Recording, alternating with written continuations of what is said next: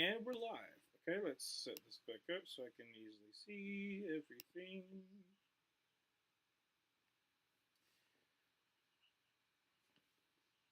We are here. Oh, there we go. All right. So, we got the Cowboys at the Giants. Obviously, a very huge divisional game for both of these teams. I am picking the Cowboys. I think they're going to be able to bounce back. I think they have more talent than the Giants, but I think it's going to be a lot closer than some Cowboys fans are willing to admit. Um, just because I don't I'm very concerned about this Cowboys team from what they've shown the first 3 weeks. So kickoff is underway, and it is going to be for a touchback. So first down and 10 for the 30 for the Cowboys.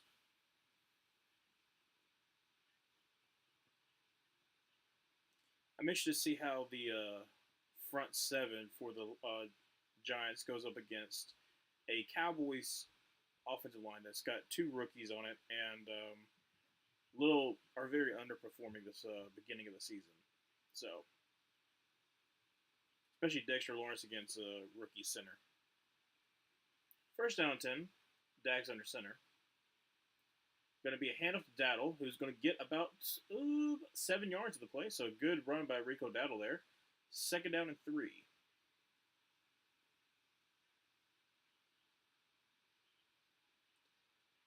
Bobby Okereke with the tackle. So actually, again, if 6. Second down and 4. Dax under center. Going to be another handoff to Daddle, and unfortunately, there is nothing there. He's going to lose about a yard. Great job at number 44 there. I'm trying to remember who number 44 is. The Giants team, I'm a little bit lost on some of their players, but loss of 1, so third down and 5.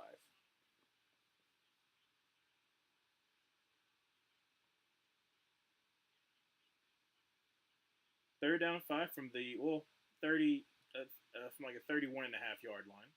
Dax in a shotgun. Going to be a nothing really there. Everyone was covered. Has basically had to throw it away. So fourth and 5, 13:53 remaining in the first quarter. 3 and out for the Cowboys. Deontay Banks on a CeeDee Lamb there had a really good coverage. Well, he had good coverage, but he definitely was a little bit handsy. And then Isaiah Simmons with the blitz on there to try to pressure Dak Prescott. So Cowboys kick it away.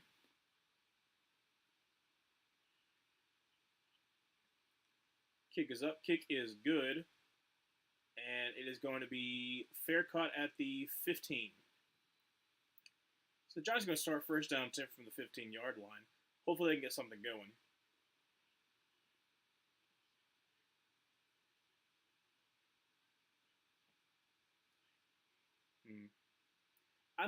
I know there's obviously a whole lot of Giants fans that don't like Daniel Jones, but with the contract situation that you're in, if you win a couple of games, I don't know what they're going to do. Plus, also there's the fact that they could also be trying to gun for Archie Manning in next year's draft. Who knows? So first down 10 for the 15. I formation going to be a handoff to Devin Singletary, who's got some room, getting up about a 5-yard gain, second down to 5 from the 20-yard line.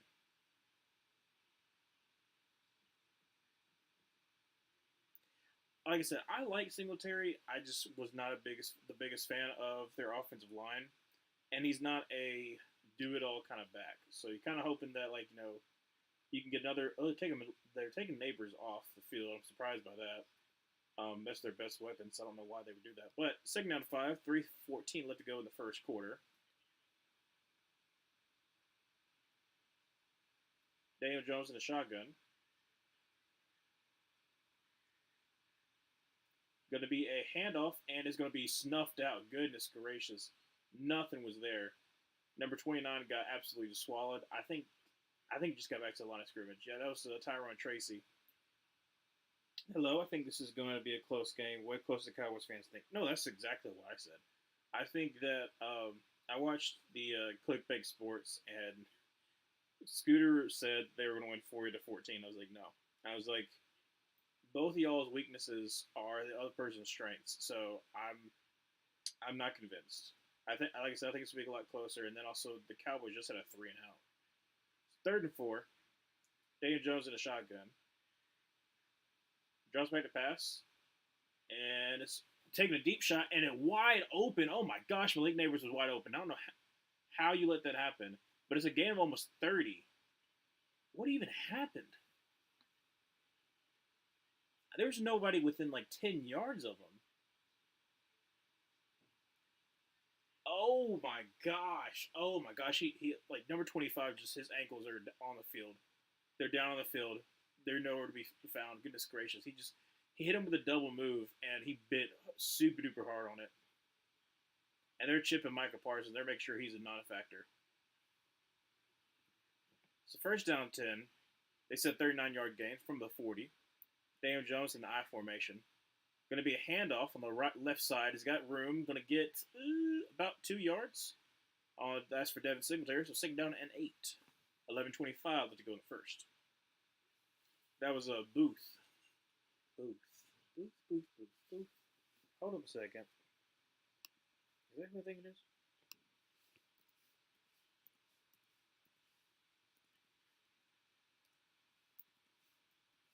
I think it is. So getting a 3, second down 7. Michael Parsons is off the field from the 37-yard line. Daniel Jones is actually going to carry the ball, and is going to fall. Not okay. That was a weird fall. He could have actually gotten the first down, but going to be about 2 yards short. Let's see, is that who I think it is? So Nick Carson was out. It is Andrew Booth Jr. I thought it was. Of course, he's getting cooked. Didn't like him coming out of Clemson. I think he was a second. I think he was a second round pick. There's a flag on the play. I feel like it's a hold.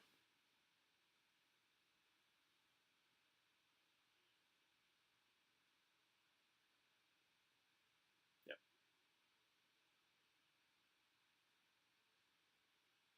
Face mask on number 82, the tight end, Bellinger.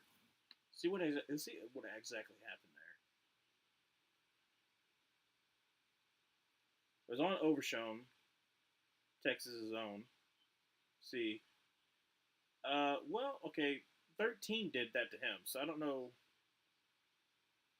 I don't know why you called that on him because I mean Overshown did that to him, so I don't understand. Hey, happy Thursday. Exactly. I'm not in the way of the hurricanes. I'm in the tropical storms. That's why I'm still streaming because I don't think it's gonna be too bad where I'm at. Besides just heavy rain. But yeah, it's gonna be a happy Thursday because I get to sleep in tomorrow. I don't have classes until 11. Second of 18, short, quick throw to Wanda Robinson. Love him, and it's only going to get up to about the 42. So it's gonna be about third 10, third and 11. 10, 17 left to go in the first quarter.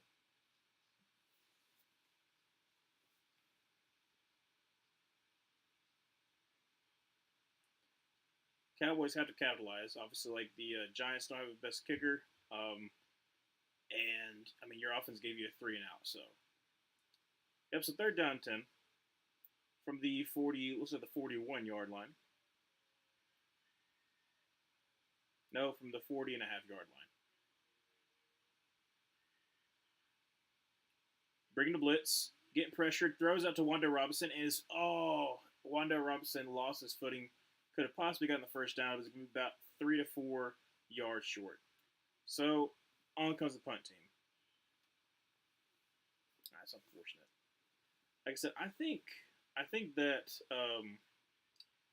if the Giants can get, obviously if they can get a good running back, and next year's like either free agency or in the draft, but if they get like a bigger guy, like a bigger target, I think they're fine because you got Malik Neighbors. I loved him coming out, and then Wanda Robinson's very underrated. I liked him coming out of Kentucky. And the kick is up, and it is wow. He got that. Okay, I did not think he was going to get that 52-yard attempt, but 3-0 for the Giants. I thought they were punting away. So 9:03 left to go in the first. Going to go to commercial break. But yeah, no, I do think that the Giants could have a good offense. But I just don't believe in Daniel Jones. I don't believe their offensive line. So for the members in the direct pass, so I'm watching you in storm coverage. Yeah, no, like it's I know it's hitting Tallahassee. I have a friend who's at Florida State right now. Who's he went to Mobile to be with some friends, so that he's not really in the direct path. So I'm happy he's safe. But yeah, no, it's supposed to like go through Tallahassee and then kind of like go up from Atlanta and then come around. So like I said, I'll probably get like a good chunk of the rain, but I'm not going to get anything of the really bad winds. I don't think. But yeah. So Giants are able to move down the field. Now it does help. Malik Neighbors absolutely cooked on Andrew Booth Jr. But the Cowboys went 3-0, and it wasn't really anything that the Giants did. It's more so like just interesting play calling, and also I mean, one of the big things that's going to happen this game is that because Dallas does not have a run game, anything to speak of, they're going to be doubling CeeDee Lamb, or they're going to put hands on CeeDee Lamb and make him have to earn every single thing that he has. That's why I'm a little bit concerned about the Cowboys this year, because I thought they could make it. No, they could do all right with a running game, but so far it hasn't looked that good. I like Cooper Beebe. I like Tyler Guyton as well, but still, like, they're still young, talented offensive line, but still young offensive linemen. So you're kind of hoping they come along stronger in the like as it continues to go on, but they need to start turning some stuff around and be able to actually stop the run too. So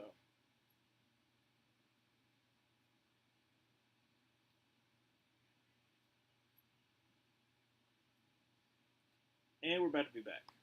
Talk about the NBA coming on Prime. Has NBA been on Prime before? I just know it's more of like a TNT kind of thing. I didn't know it was gonna be on Prime.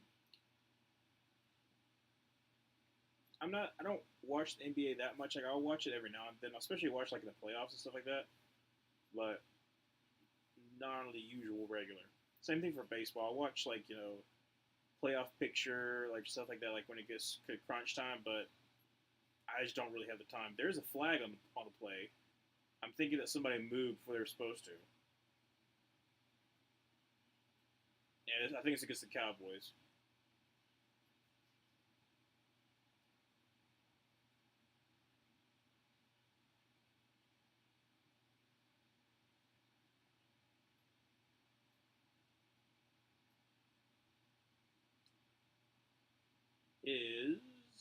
They're taking a long time. Illegal formation. No.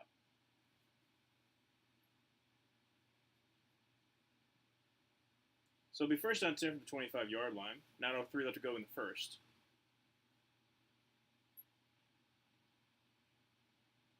Okay, so I'm still confused at why they called a face mask on Bellinger when he did not have a face mask at all.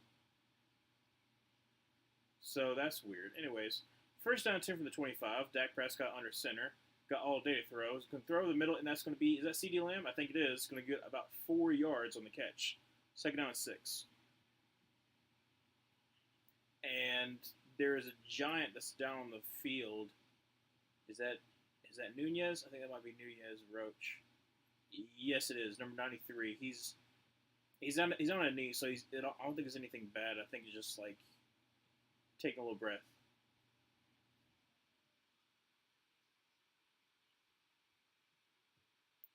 I don't know what exactly happened.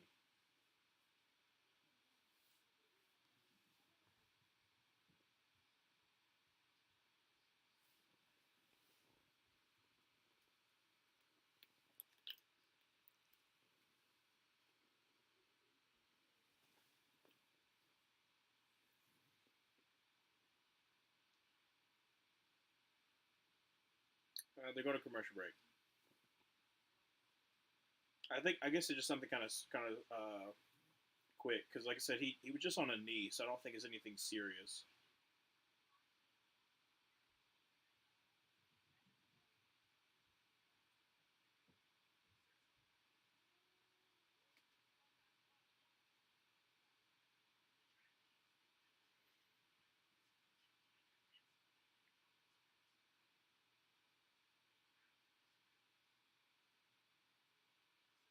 Oh, it's going to take a little bit longer than I thought. Um, yeah, the keys to the game really for the Giants is Dexter Lawrence going to continue to be as good as he has been. Um, I think he's going to be able to collapse the pocket from the inside, especially going against Cooper Beebe, who, like I said, I like Cooper Beebe a lot, but being a rookie going against one of the best defensive tackles, especially one of the best noses, in the NFL is going to be a very tough task for him. And I'm interested to see how Timbodo and also Brian Burns are going to go against Tyler Guyton. I like Tyler Guyton as a developmental tackle, but is he going to be able to like go up against Brian Burns, who has a really good bend, amazing bend? I don't know. So it's going to be something that I'm going to be watching for as this game kind of progresses, because I think that that's going to be the real key for the game. Because I think the Giants are at least decent enough on offense that, especially with Malik Neighbors, they can score at least some points. I mean, they're not going to score like 30 points a game or anything like that, but they should be able to make it to like 20, 21 at least, because of Malik Neighbors. But I don't know. I'm interested to see how this game continues to go. I don't think it's going to be boring. I hope it's not going to be boring, but I don't think it's going to be a blow on either side.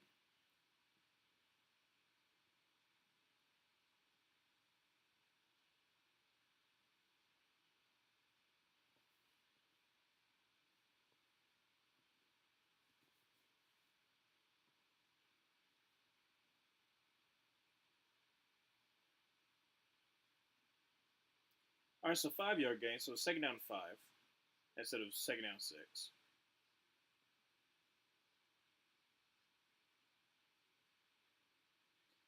I think he's going to have Deontay Banks lined up against him all game. That's all I've seen so far, except for when he's in the slot. So Dak is going to throw to CeeDee Lamb, and it's going to get all the way to the 40-yard line. So it's going to be about a 10-yard gain. First down 10 for the Cowboys on a little comeback route there. 8:27 left to go in the first quarter. Cowboys desperately need to score here.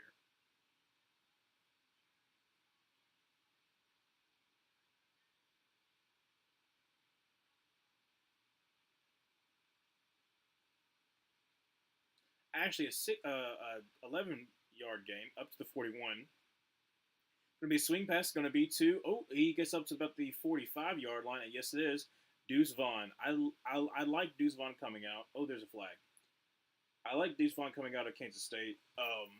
So I hope he gets some more opportunities. It's just, I mean, he's not like a Darren Sproles as some people try to compare him to, or he's not as good as Darren Sproles. I'll say that. What's the flag? There's been like 4 flags already so far in this game.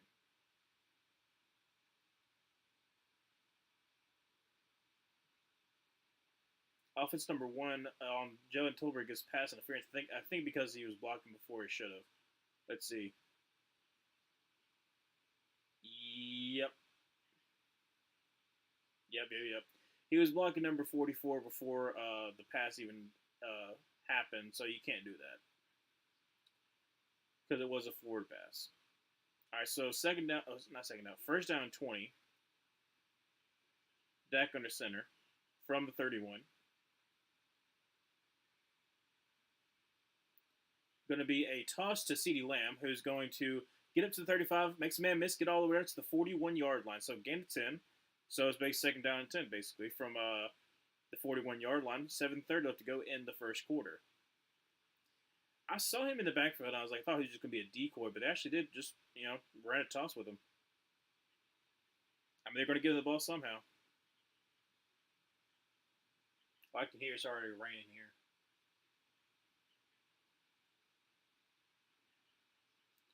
All right, so second down 10 from the 41. Dak is in shotgun.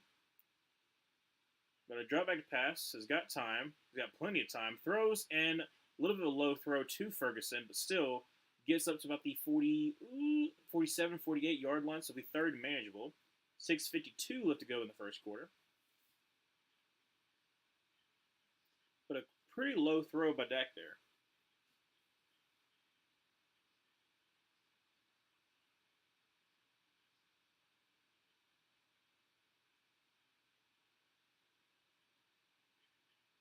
All right, so third and about 3.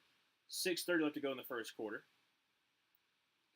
He's got Lipke to help block for him, and almost gets sacked. Throws it and almost gets picked, but it's gonna be caught by Lipke, who gets all the way to the 46-yard line. Great job of Lipke there, who was covered by, I don't know who that was, but Brian Burns almost got himself a sack, and so did Thibodeau. Sorry, I keep on saying Thibodeau almost got a sack, but Dak climbs up in the pocket, finds Lipke, who was covered by 28. Is that Tyler Nubin? I can't remember Tyler Nubin's number. But first down 10 from the 42-yard line. Dak's under center. Going to be a handoff to Dowdle, who's going to make a man. He gets folded up like a pretzel. Goodness. Only gains 1 yard, though. So second down about 9.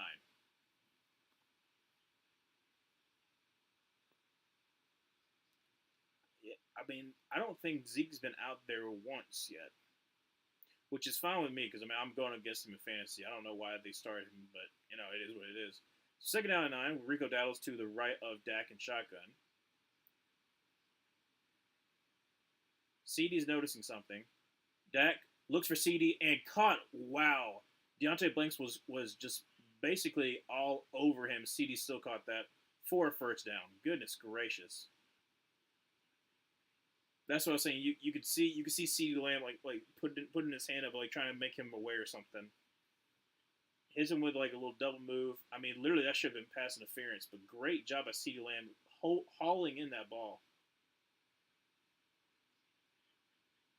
So first down 10 from the 30. That should have been a false start. He's going to throw to CeeDee Lamb, so they're getting the ball, and he's only going to get about 4 yards on the play, but still. So they're definitely trying to get CD the ball. I mean, he's gotten, I think, 5 or 6 touches so far, especially on this drive. He's getting himself a little bit of a breather. So 4:20 left to go in the first quarter. Dallas is moving down the field. They're still down 3-0. Hopefully they can capitalize on this good drive. Second down 6. Dak is under center. Going to drop back to pass. Is going to throw quickly to Tolbert, who's only going to get about 3 or 4. Depends on where they spot it. Great job by Flout. Is that how you say his last name? Flout? Flott. Flout. I guess it's not Flot. Maybe it might be Flot. I don't know. Third and manageable with 3:45 to go in the first. 3rd and 3. CeeDee Lamb's back out there.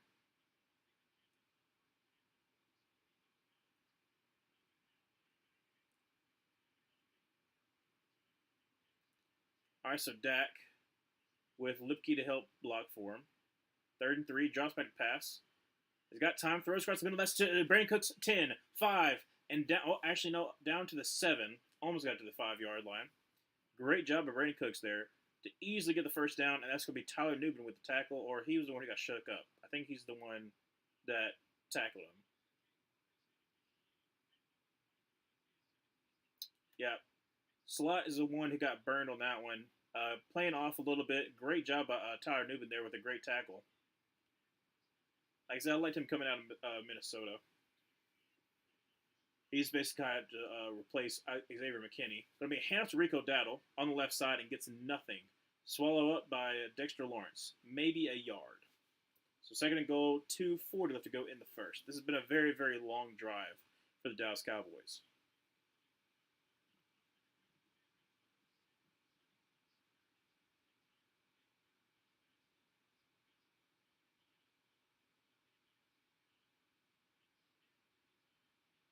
Yeah, he just sheds Cooper Beebe there.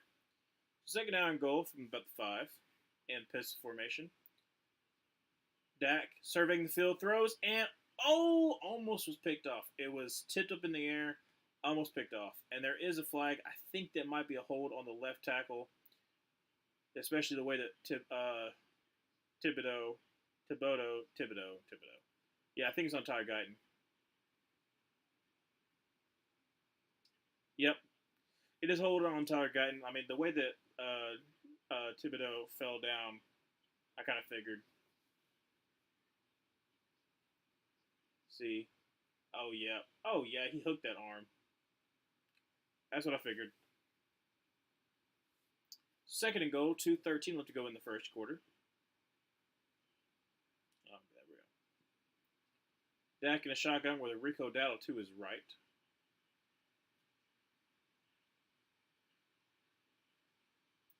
Drops back to pass. It's going to be a screen to Rico Dowdle. He's got blockers. Gets up to the 10, gets to the 5, and there's a touchdown, but there is a flag. So possibly, I think that there might be either a legal man downfield or it's going to be a hold.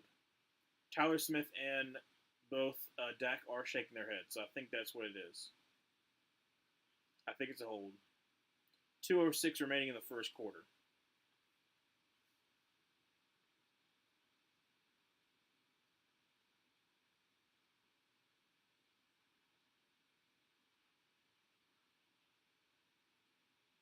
So no flag. Okay, so they picked up the flag. So it is a touchdown for Rico Dowdle. Good on him. 6-3. On comes Brandon Aubrey for the extra point. Okay, so I'm trying to see what they were potentially going to throw a flag on. Oh, okay.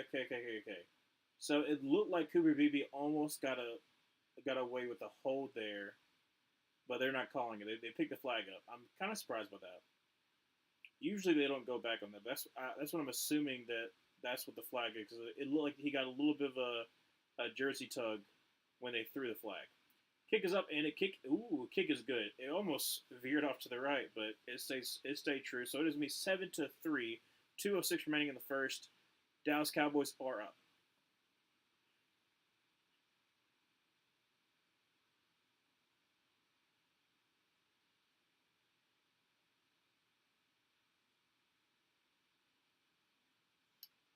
All right, so we're at commercial. Obviously, that was a great drive by the Cowboys. A couple of third down conversions. Really was a CD Lamb drive. I mean, he's probably. Let's see what he's at right now.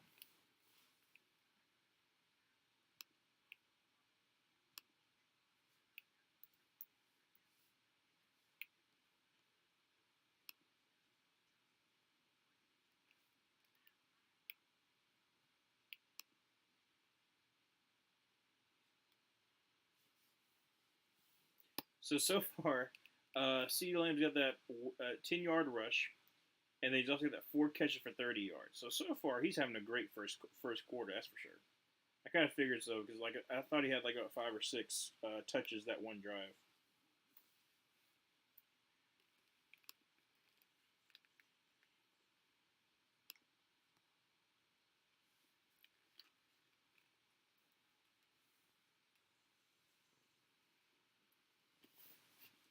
They're showing the Venom: The Last Dance. I'm probably not gonna watch that until like it'll be on streaming or something like that. It's just I don't know. Like movies are so expensive nowadays, and they have been for a while. And maybe it's just like the movie theater that I grew up around back where I'm from. It was just a lot cheaper, but in like college towns or even like bigger cities, it's just too expensive to go. Like I can't just drop $30 just to watch a movie.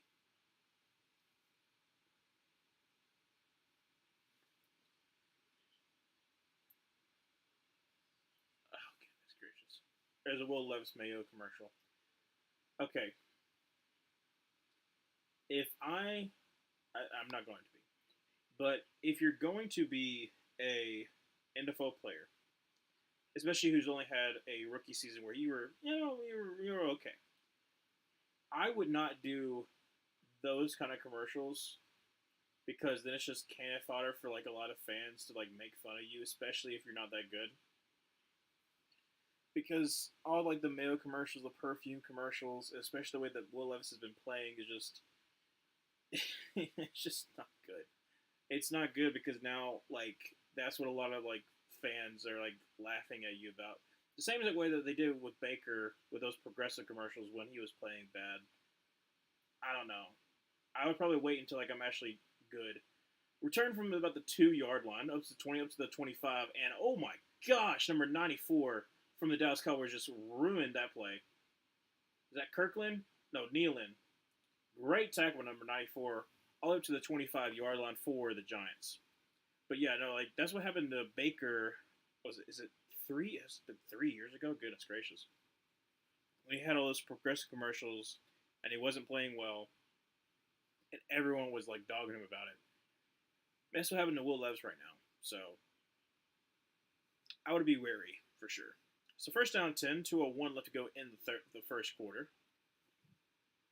Ashley is at the 23-yard line. Daniel Jones hands it off to Devin Singletary, who gets about 4 or 5 yards on the play. So it'll be second down at about 6 or 5. It is coming down pretty hard where I'm at. And Neighbors is in there. Let's see if they can get him the ball. I mean, like so far it's been working. It's been working out for him. Also, it's just a minor observation that I've had. Did Brian Dable like color in his beard? Because I thought he had some gray and some white, and now it's like pitch black. But we hand off to Devin Singletary. He's going to find a little bit of a hole, but only going to get about 3 or 4. It's about third down and 2, I believe. 1:15 left to go in the first quarter. Yep, third down and 3.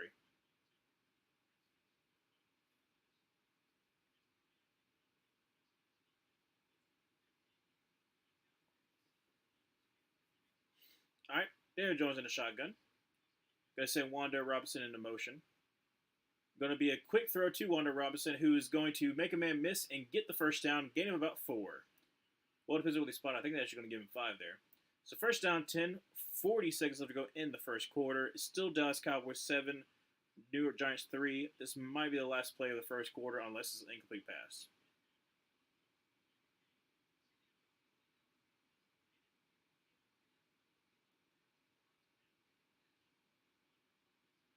Like I said, I really do like Wando Robinson. I think he has like potential to be like a scat back with like a wide receiver. And they're going to get some elite Neighbors who is going to lose like 4 yards.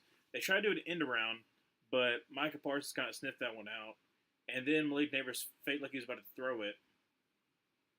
So yeah, that's the last play. Second down at about 14 when we come back. That was a little strange. I get the end around, but I don't know. I probably wouldn't have done it right then and there. Especially, okay, here's the other thing I don't understand. If you're going to do an end around or like any kind of trick play, and I've said this multiple times, or if you're going to do a play action pass, why are you doing it to the side of a really good pass rusher?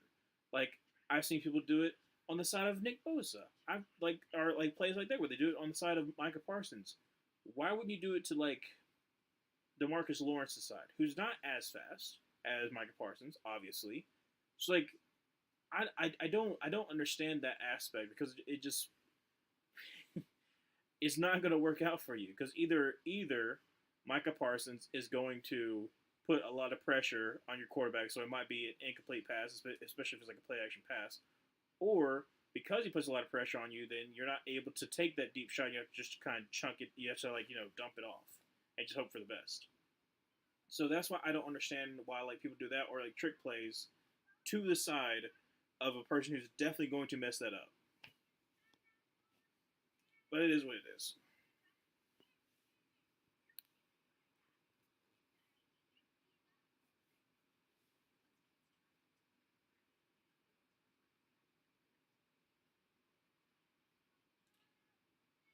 Once upon a farm.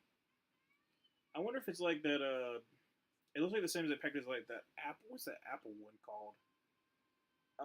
I've seen it before, but I can't think what it's called. It's like that same kind of pouch.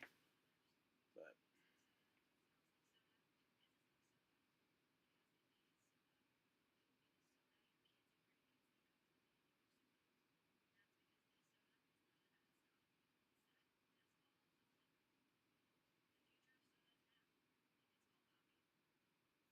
hmm. Still on commercial break after the first quarter. Trying to think of anything else. Oh, I already said it before, but it's kind of surprising that Zeke is not at all on the field. Um, I don't know if like I'm gonna check and see, but I don't think there was an injury or anything like that for Zeke. But he's just not um, being on the field at all. see.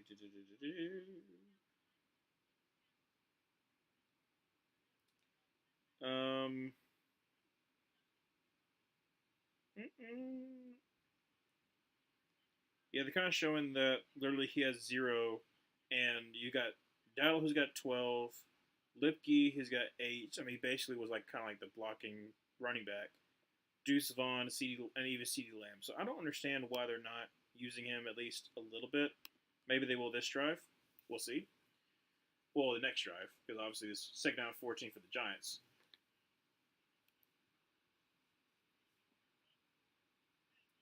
Daniel Jones is an empty set. It looks like it's going to be a bunch to the right.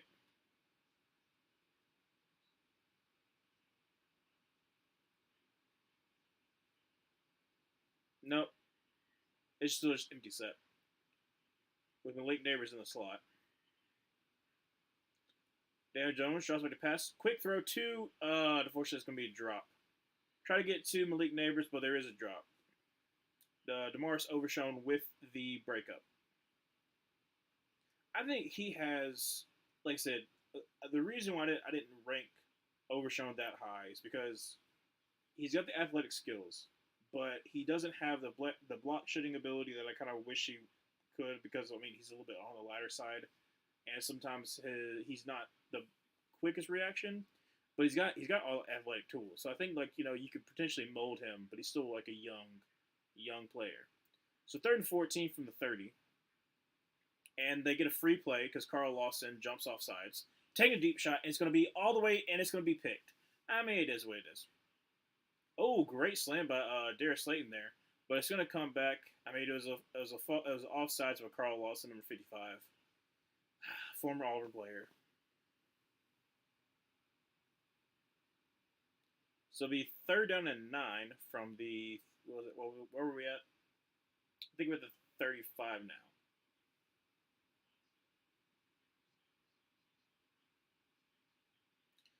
See, how old is Carl Lawson now? See, I was it 2016, I think, was when he got drafted, either 2016, 2017. So he's got to be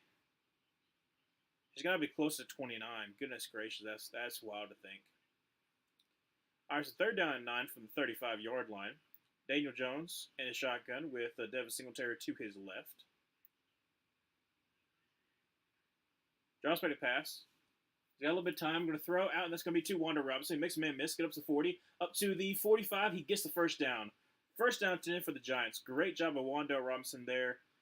I mean, he's getting involved, and so is Malik Neighbors. Well, they're trying to get Malik Neighbors involved, but right now, Wander Robinson, for some reason, was lined up against Kendricks. What are you doing? Why are you having Kendricks have to line up against Wander Robinson?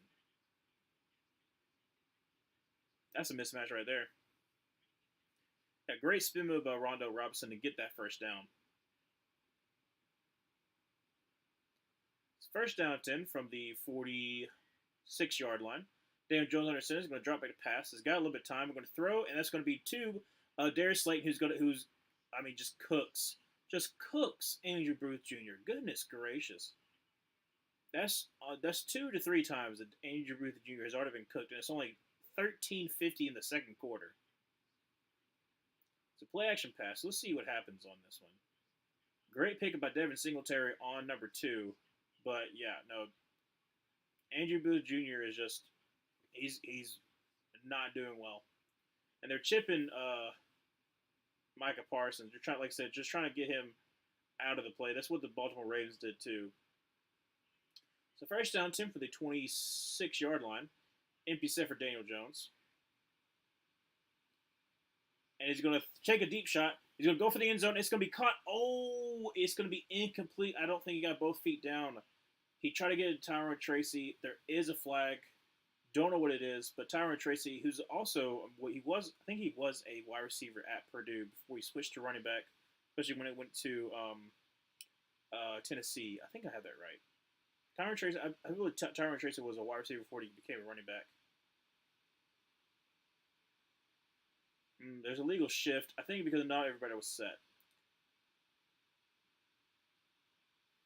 because it went down to 3 seconds left on the play clock, and I don't think Theo Johnson was set. So I think that's what ended up happening. But it's unfortunate. Let's see.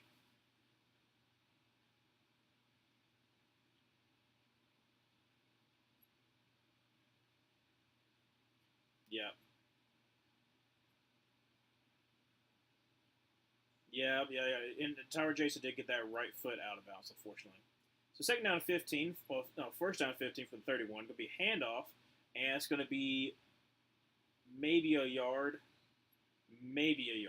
for Gray, number 20. So not much there. Second down 14, under 13 minutes left to go in the second quarter. Giants are in scoring position.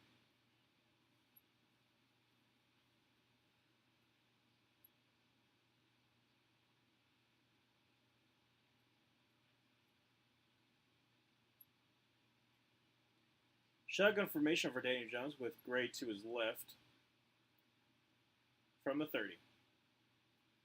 And he's grandma to his right. Daniel Jones throws on the run, throws to Wanda Robinson, who makes one man miss, but then gets punished. Oh my gosh.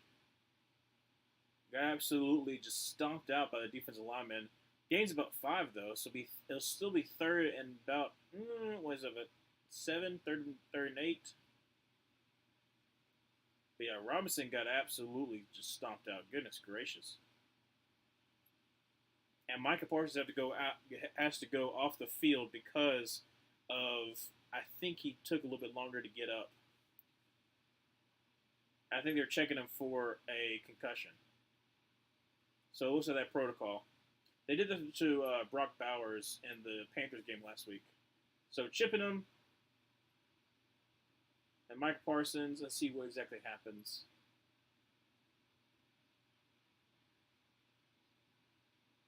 Okay, I don't know why it didn't look bad, so I don't know why they took him off the field. Third down 9 from the 25-yard line. Daniel Jones, empty set, drops back to pass.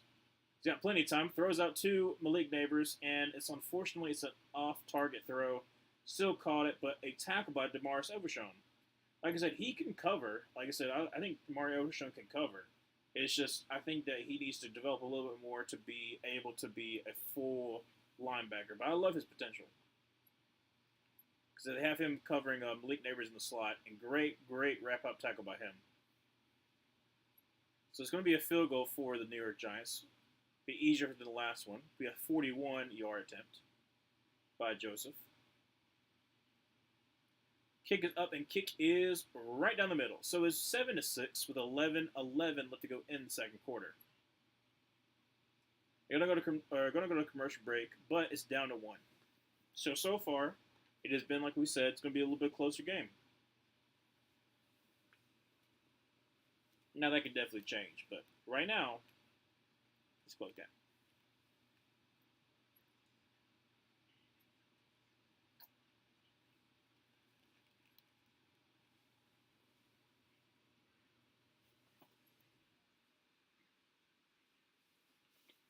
Let me look at the stats so far. So I know I looked at CeeDee Lamb a little bit a while ago.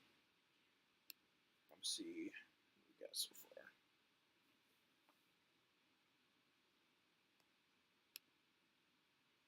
Okay, Dak so far very efficient, but shorter passes.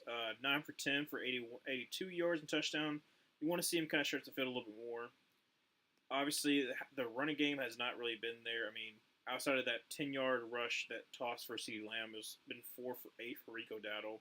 Still haven't seen Zeke on the field, but like I said, it might change this next drive. You had the long one by Brandon Cooks. You had the touchdown for Rico Dowdle on that screen. Like I said, it's still early in the game, but not much offense from the Cowboys side. Daniel Jones, 8 for 9 for 104. That's pretty good. Pretty efficient. Now, most of that also came from Malik Neighbors. So there's that. Devin Singletary, 4 for 15 for 3.8 yards an average. That's not too bad. I mean, it's not best, but you're going against, a not so good rushing defense, and your offensive line kind of sucks. So Then you have Elite Neighbor so far 2 for 42, and then Wando Robinson 5 for 34. So far, both quarterbacks just been efficient. Haven't really been anything special, but it's still early in the game. Hopefully, there's a little more sparks. I want to see Malik Neighbors get a couple of good ones. Obviously, had the wide open one, but let's see what exactly happened on the. Okay, so Mozzie Smith is the one that laid the wood. That's what I figured, but Micah Parsons was down on the ground for a little bit, and so that's the reason why they pulled him out.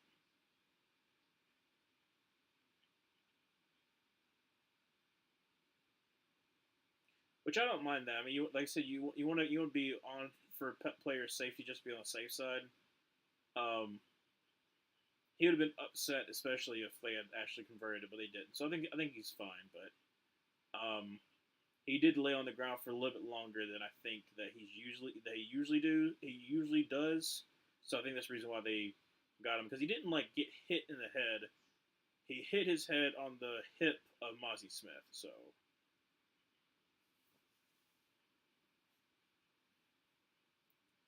talking about Zeke Elliott, so I'm hoping that they will actually try to run the ball this drive, because like I said, they haven't really been able to.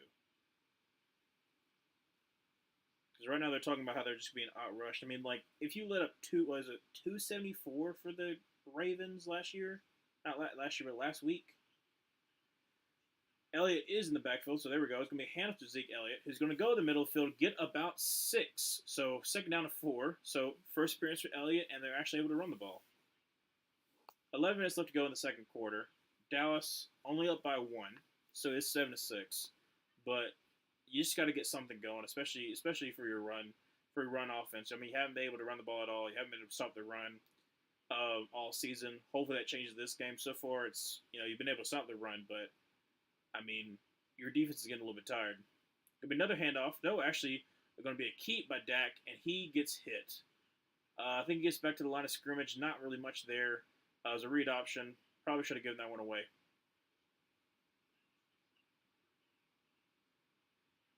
Let's see. Should have given that one away. Let's see. Yeah, he should have given that one away. BJ Ojolari has a great read on that, though. So 3rd and 5. 10-10 left to go in the second quarter. Dak with Lipke to help block. Drops back to pass. And throws to Ferguson, who's going to be... Oh, he fumbled, and I think he's going to be about a half inch short. That's where they're spotting him, about a half inch short. So 4th and inches, probably have to punt this ball away. Where are they going for it? They are going for it on their own 40-yard line with an inch left to go.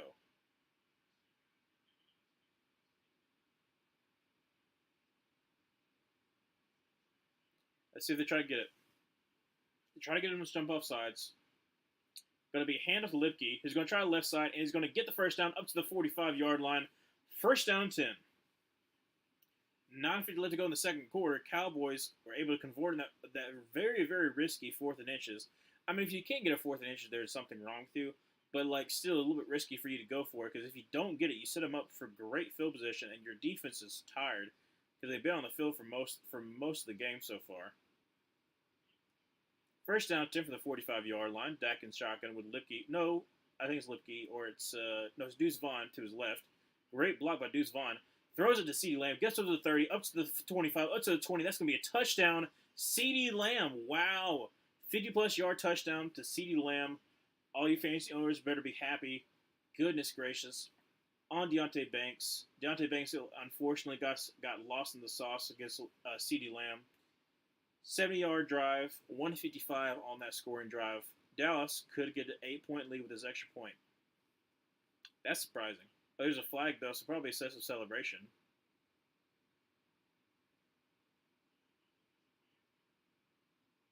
Because I don't know what else the flag would be, because it's in the end zone. Yeah.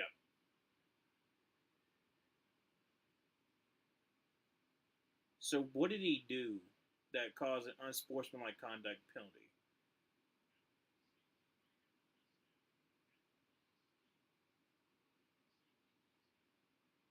Yeah, it's like one-on-one.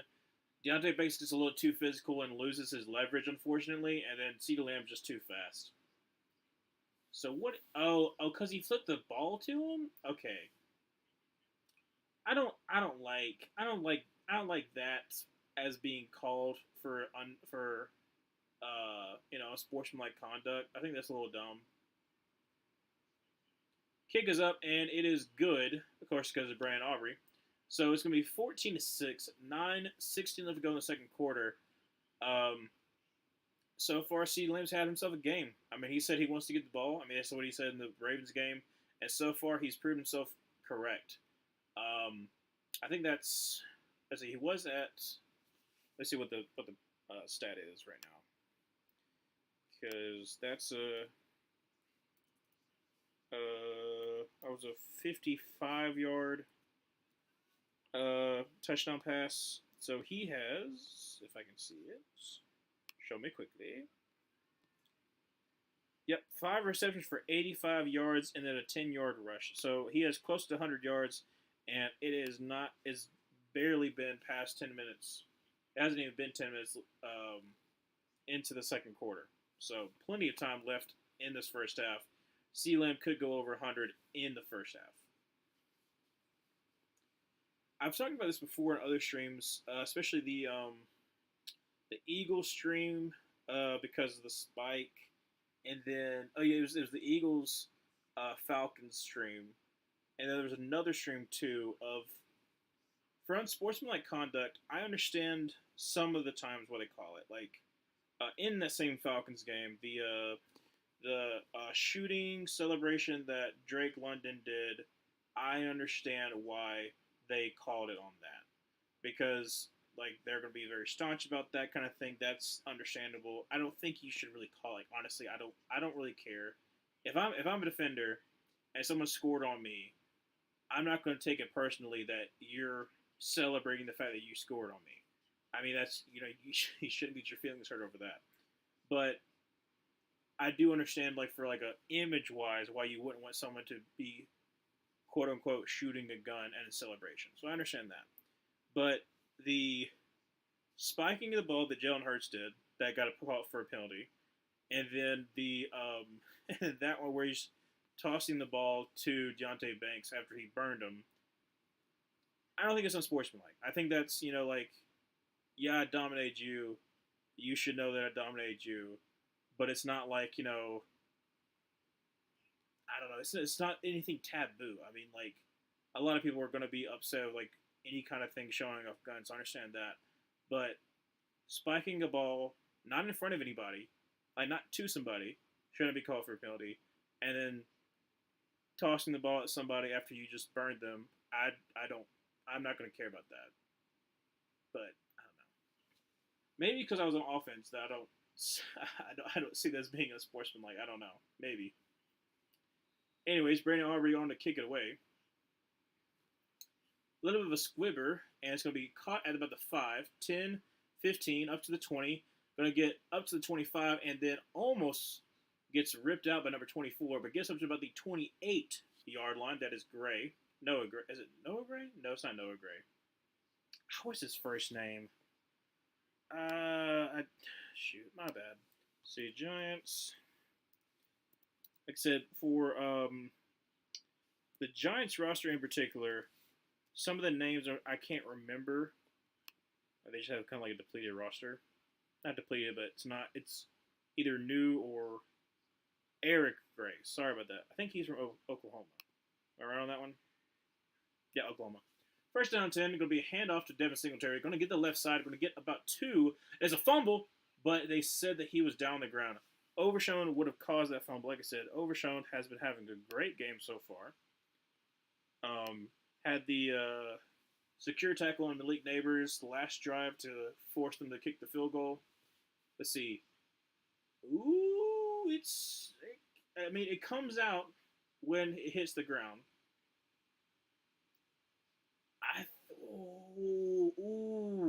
I think okay. That's pretty close, but I would probably say it's not indisputable evidence. It kind of moves, but he still kind of has it with his hand. Mm. And then Devin Singletary also holding his elbow or his forearm. So there's gonna be a challenge. It looks like is Mike McCarthy going to challenge? Yes, he is. He's going to challenge if it was a fumble. It's going to be close. Like I said, Overshown attacks it, and it kind of moves, but I think he still might have it, and then it pops out when he hits the ground. It's going to be close. We're going to go to a commercial break. I'm probably going to rule a fumble, but I don't know if there's going to be indisputable evidence for them to overturn it. But I probably would have let it go, then let the Cowboys recover the ball because they would have recovered the ball, and then do the replay after that. I hate when they call the play dead, like as soon as it happens, because that happened 3 years ago, 2021. Jeremy Chin had the same exact thing where he popped the tight end. I can't remember who the tight end was at the time for the Cowboys, but it like his helmet hit the ball and it moved it, but because the referee called the play dead as soon as he got hit, they didn't count as a turnover, and that would have been like a big momentum shift in that game. So that's the reason why I don't like when refs do it. I understand they don't want anybody to get hurt, especially if it's like the play's dead. But sometimes there's a little bit of premature that happens. I didn't even realize there was 8 people in here. Look at there.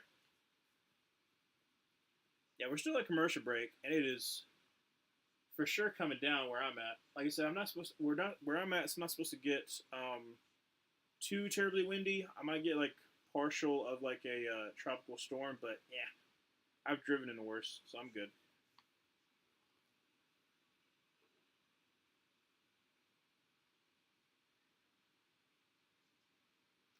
I'm trying to think. They're showing by the Paramount Plus. We're talking about the fact that 325 Chiefs Chargers, which is usually a really good game. Is Justin Herbert supposed to be? I know he's questionable, but I thought he might be out. Let me check and see on his status because that could be really devastating for the Chargers.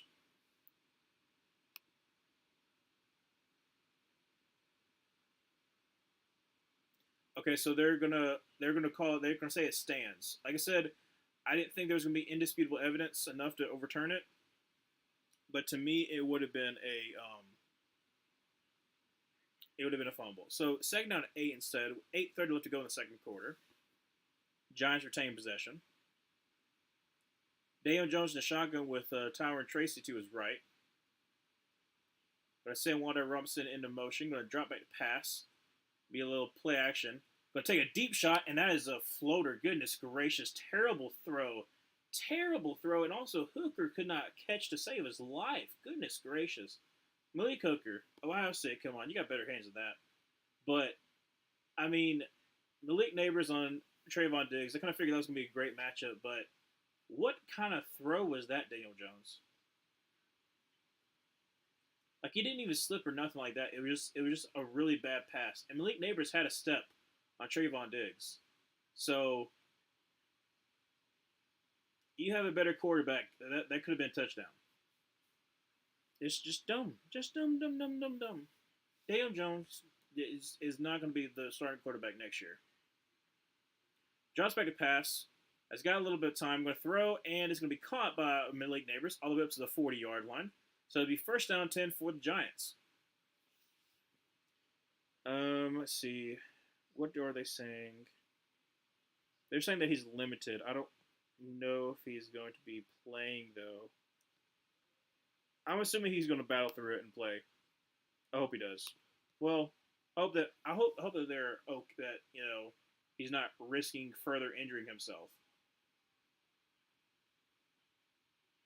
It sounds like someone's screaming outside. Either that or coyote. One of the two. Goodness gracious. Handoff to Tyron Tracy. Oh my gosh. He got absolutely just not really body slammed, but he got suplexed. Was that Who was it? Was that Monty Smith doing the suplex? And goodness gracious, I just realized how much I say goodness gracious. But Tower Jesus got suplexed.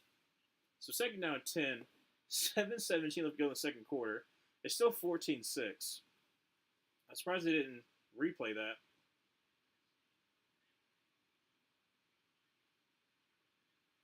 Daniel Jones in the empty set. Drops back to pass. Quick throw to Malik Neighbors, who's only able to get about 2. So third down about 8.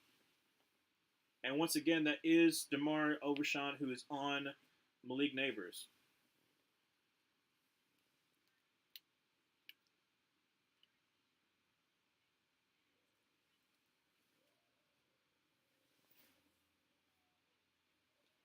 Third and 8. 6:35 left to go in the second quarter. Daniel Jones in a shotgun with David Singletary to his right, about the 46-yard line, I think. No, the 43-yard line, sorry.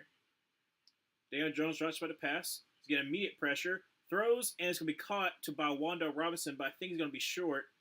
He's going to be short by an inch up to the 50-yard line, and the line to gain is about the 50.5-yard line. So, be 4th and inches. They're going for it.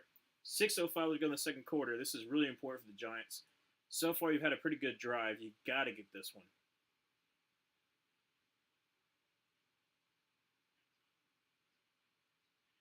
Probably get them to try to jump off sides first, and then either like a QB sneak or something, some kind of power. Devin Singletary's in the backfield. You got 3 tight ends to the right. Going to be a handoff, and makes a spin move, going to try to get the edge. He's going to get the edge. Yes, he is. Devin Singletary, gain of about 2 or 3 there. Would have been blown up. There was a blitz off of the left side that could have made it for a 3-yard loss. But great spin move by Devin Singletary there. He has speed to get the edge. I mean, is that Wilson? I think that's Quincy Wilson, number 6. Comes off the edge. Nobody accounts for him. Great spin move. And he's able just to make a little double, like a double step on number 35. And he gets the edge. I mean, that's just great anticipation with Devin Singletary there. It literally could have been like a 4-yard loss. So first down 10 for the Giants. And clock is stopped. So is someone injured or? Yeah, Overshawn was kind of slow to get up, so he's going to the sideline. Kind of bleeding from his knee though. Said he's having a pretty good game. Let's see what happened here.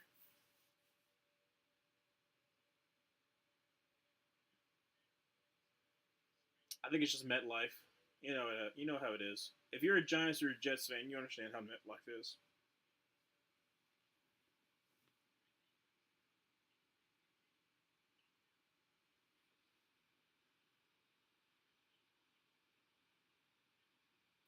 All right, so we're at first down 10 for the Giants.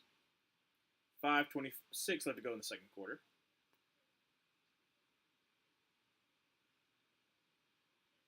Daniel Jones under center from the 48-yard line. Going to be a play action pass. He's actually going to dump it back off Devin Singletary. He's got blockers up to the 40, up to the 35, down to the 34-yard line. First down 10 for Devin Singletary. If you start Devin Singletary, you're looking pretty good right now.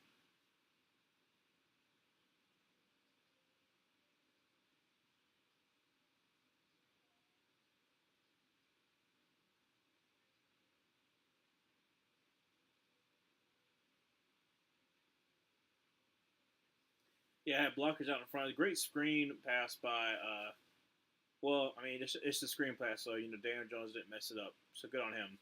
First down 10 from the 34-yard line. Daniel Jones under center with, looks like Tracy's in the backfield.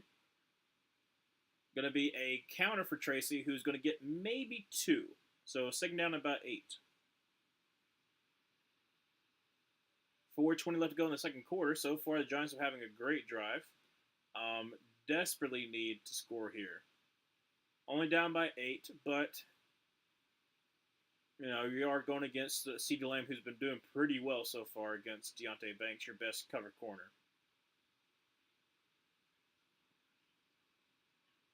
So they're going to say it's only a 1-yard gain, so second down and 9. Empty set for Daniel Jones. They're going to send Malik Neighbors into motion.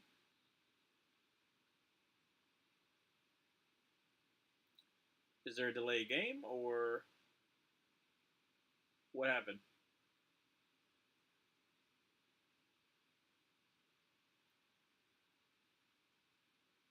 What they say?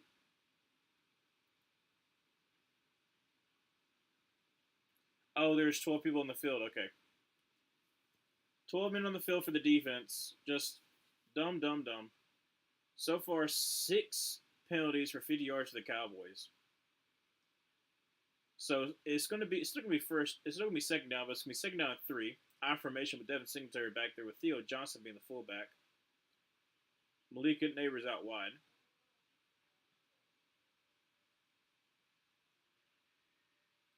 Daniel Jones going to hand it off to Devin Singletary, and is going to get blown out from behind.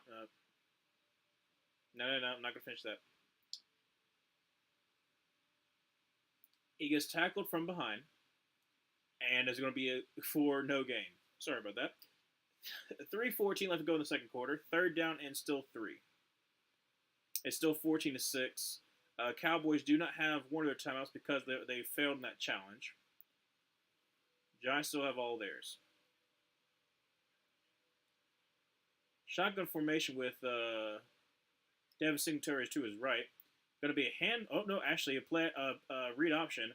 Daniel Jones gets the first down, gain of about 5. So first down 10 for the Giants.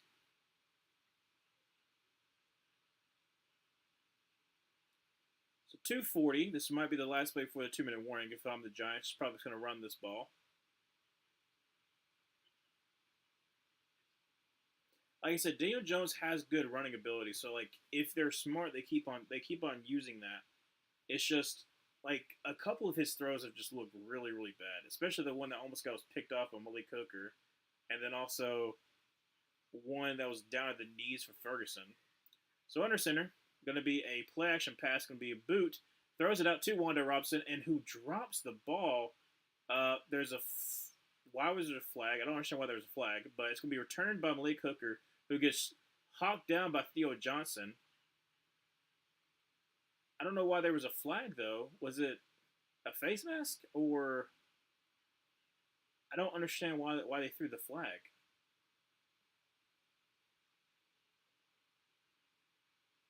It's 158. So I think a lot of people are confused even in the stadium. Don't understand what's going on.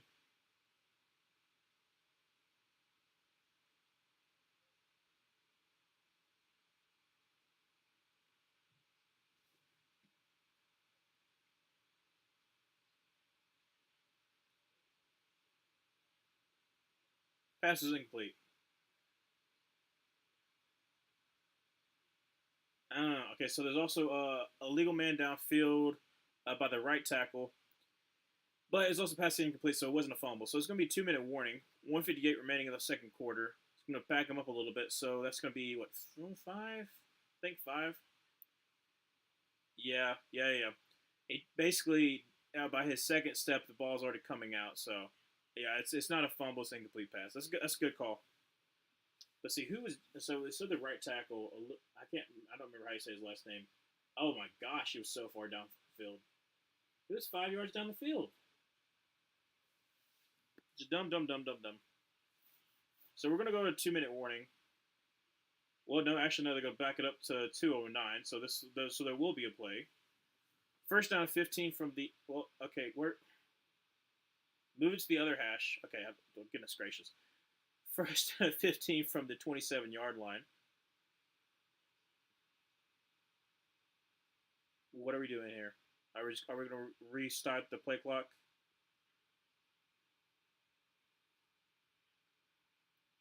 Is the clock going to start? You might as well not run a play. I think they're actually going to do it. So far in this drive in this quarter alone, it's been 10:56 for the Giants, then 1:56 for the Cowboys. That's pretty wild. Going to be a handoff to Devin Singletary, who's going to bounce it and only going to get about a yard. So second down 14 when we come back from this 2-minute warning.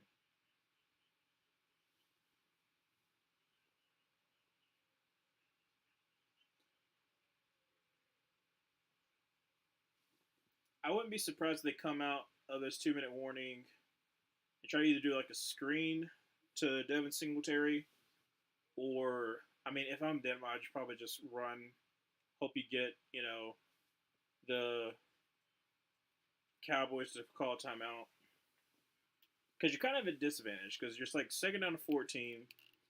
You don't really have a run game. You're kind of hoping that Malik Neighbors just gets open, but I don't know.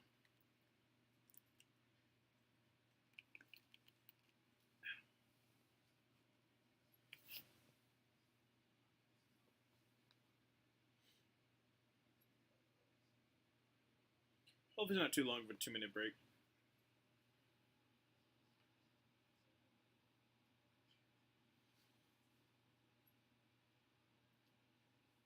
Let me see something.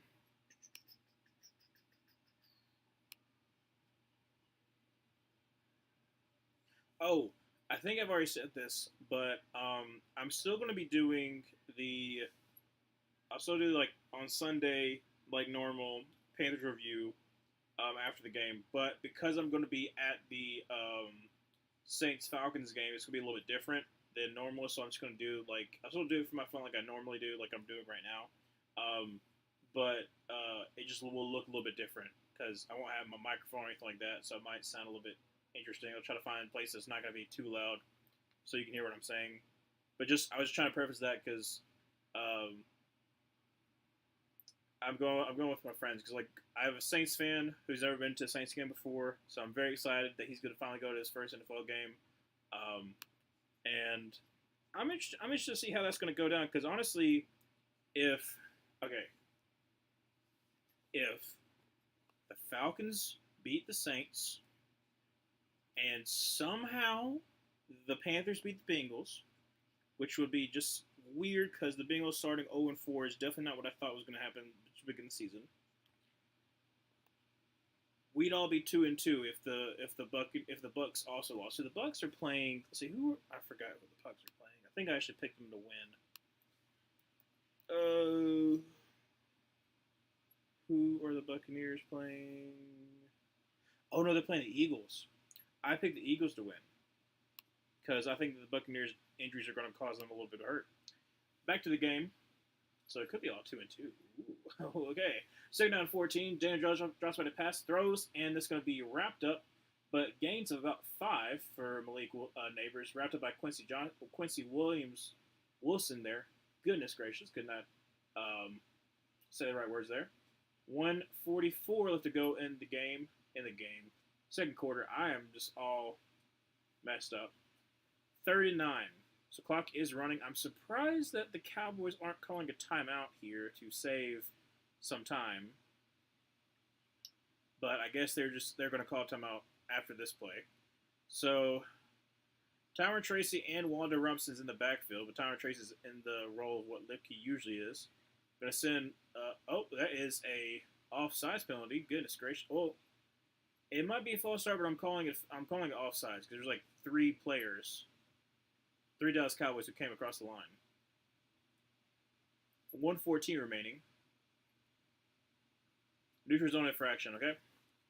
So 5-yard penalty.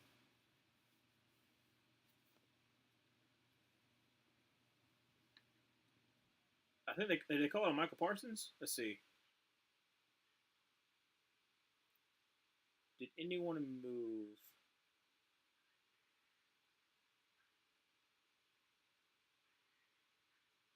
Yeah, no, it's definitely the Cowboys. No one moved on the Giants, I don't think.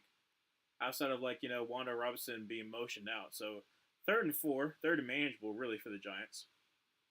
If they convert a first down, now they're stopping the. What are they doing? What? Why are they stop? Why are they stopping the clock? Okay, yeah, just run the clock. Okay. I was wondering why they stopped play, but they're trying to run the clock.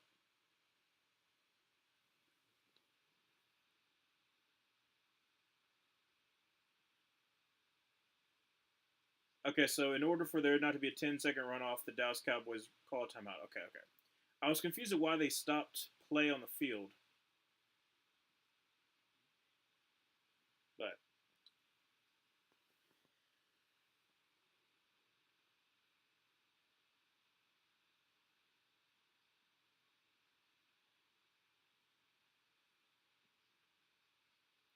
All right, so third down and 4, 1:16 left to go in the second quarter.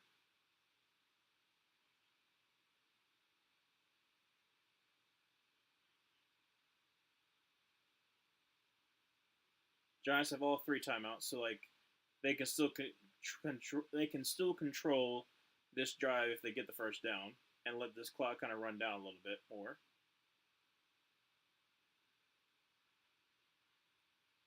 Daniel Jones in the shotgun with Tyron Tracy to his left.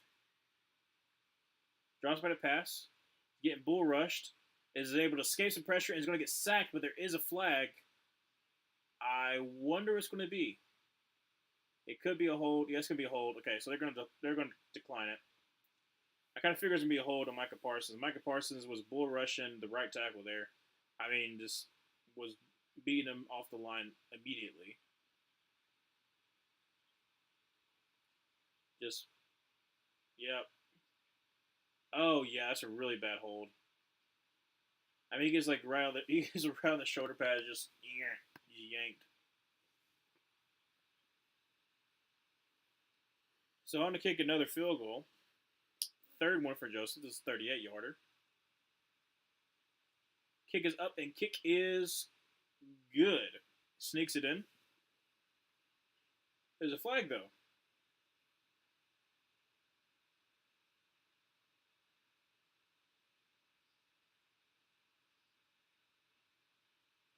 I don't know what it is, but if it's going to be like a 4th and 3, they're probably going to decline it. I think it was 4th and 8. Yeah, okay, so it's a penalty decline because it's only going to be a 4th and 3. They would have had a re-kick, so they might as well just take the points. So 106 remaining in the second quarter, 14-9 after that field goal. Unfortunately, the Giants had not been able to capitalize on pretty good drives. Get field goals, so still a 5-point game, but still give the Dallas Cowboys one timeout. CeeDee Lamb has been cooking Deontay Banks, so if you're the Cowboys, hopefully you can capitalize. At least get into field goal range. I mean, Brandon Aubrey's been pretty automatic so far this game. Well, not this game, but the season. So try to go up by 8 again. I mean, you're kind of controlling the game, but this past actually no, they're not actually controlling the game because they're losing the time possession because I mean in that quarter alone, the Giants had I think close to 12 minutes. Like it was kind of crazy. Let's see. Wow. Okay, so they're pretty much even on everything except for time of possession. So total yards 170 to 168. Passing yards 141 to 138. Rushing yards 29 to 30. Okay, so yeah, pretty much dead even. Yards per play is it's significantly higher for the Cowboys, but time possession 10 minutes for the Cowboys, 18:44 for the Giants. Yeah, that's the reason why I'm saying like the Cowboys they have to get in the second half they have to get some kind of run game going because your defense is going to get tired. And if your defense is tired and you're able to get Malik Neighbors into space, it's going to be very, very dangerous.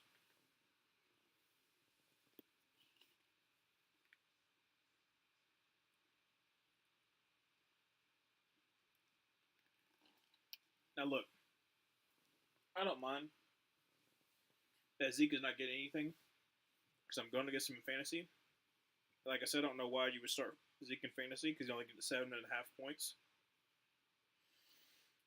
But I'll take it. You just don't use just don't use them at all. I mean, I still should beat my opponent by 10 points this week is what I'm scheduled. This is my projection, but yeah, just don't give Zeke anything. Would be nice as well.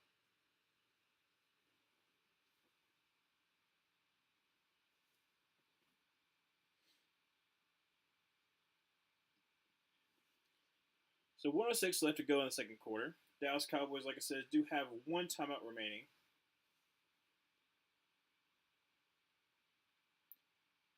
Kick is away, and it is going to be for a touchback. So it'll be first down 10 from the 30.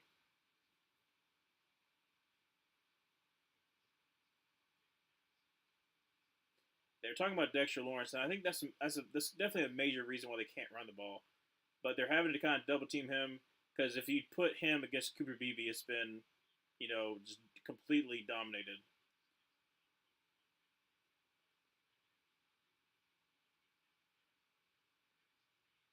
I mean, I loved him coming out of Clemson. Him and Christian Wilkins were just too dominant.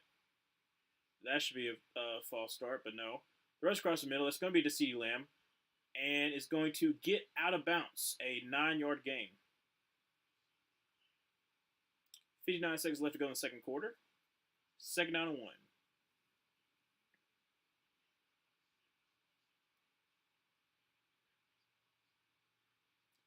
That's so pitiful. Like, Rico Dowdle, 4 rushes for 8 yards. Second down and 1. Drops back to pass. Dak has got time. Throws across the middle. That's going to be to Ferguson. Up to about the 46, 47-yard line. Clock is running. 48, 47, 46.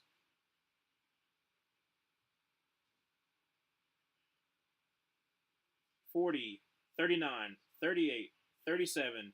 Drops back to pass. And is going to get sacked. Tyler Guyton giving up the inside for Thibodeau. And the Dallas Cowboys are going to call their last time out. 32 seconds. They might add some seconds. But that's not good. It's going to be a second down at about, I think it's about a 5 or 6 yard loss. It'll be second down about 15, 16.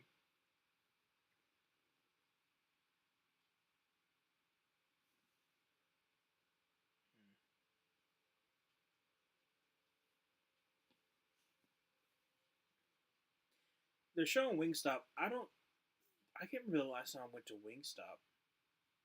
It had to be like when I was like really, really little, because it wasn't really like a Wingstop around where I lived.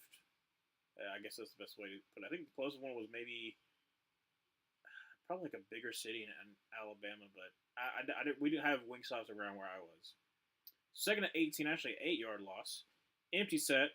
Drops back to pass. Throws quickly to Tolbert, who's going to get about 4. So it'd be third down and 14, 28 seconds remaining.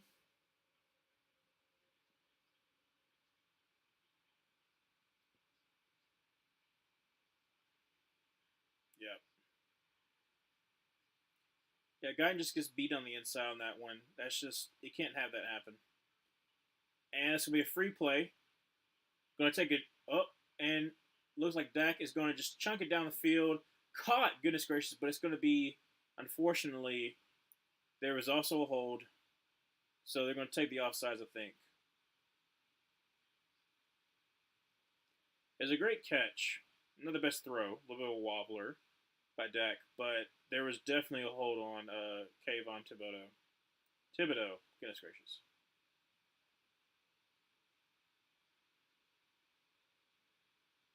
Oh, they are going to offset. Okay, so it's not going to count anyways. Guyton again getting like I saw that happen. He got bullied again. Said and just yeah. I mean you can't like it's obvious. Don't hook an arm. Goodness gracious. like like he's done that twice already, and he's gotten called for it both times. If you get beat, you get beat, but don't hook an arm because that's kind of easy to tell it's going to be a hold. Just just bad technique. So 20 seconds remaining, no timeouts for the Cowboys. Third and 12. Honestly, you can kind of throw this really anywhere. So your best play to kind of get in the field goal range. So the Giants called a timeout. I don't understand what happened, but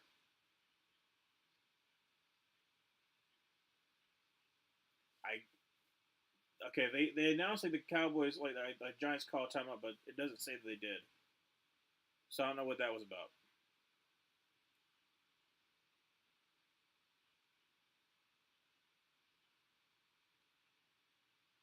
All right, it's third and 12. The marker is at the 43-yard line, and they're at the 44.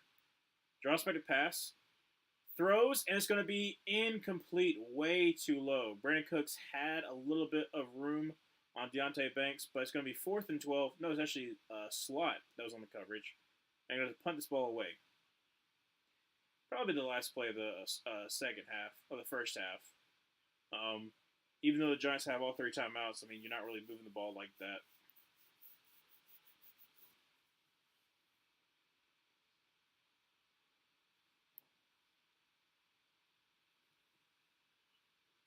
So Brian Anger on to kick this ball away.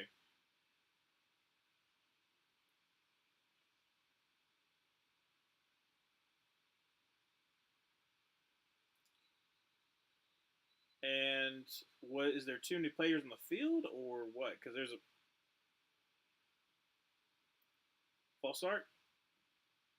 I think it's false start. Either that or something else. Yeah, false start number 30.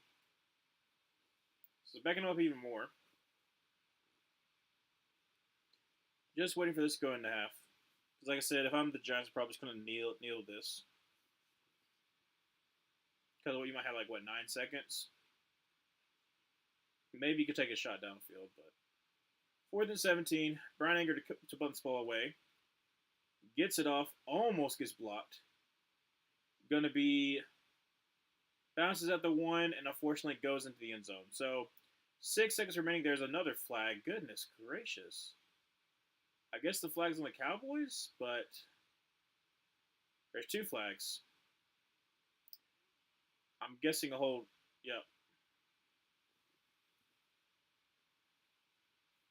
I think it's like the third. No, I'm not gonna say it's 13th. It's definitely the 10th or 11th penalty so far in the first half.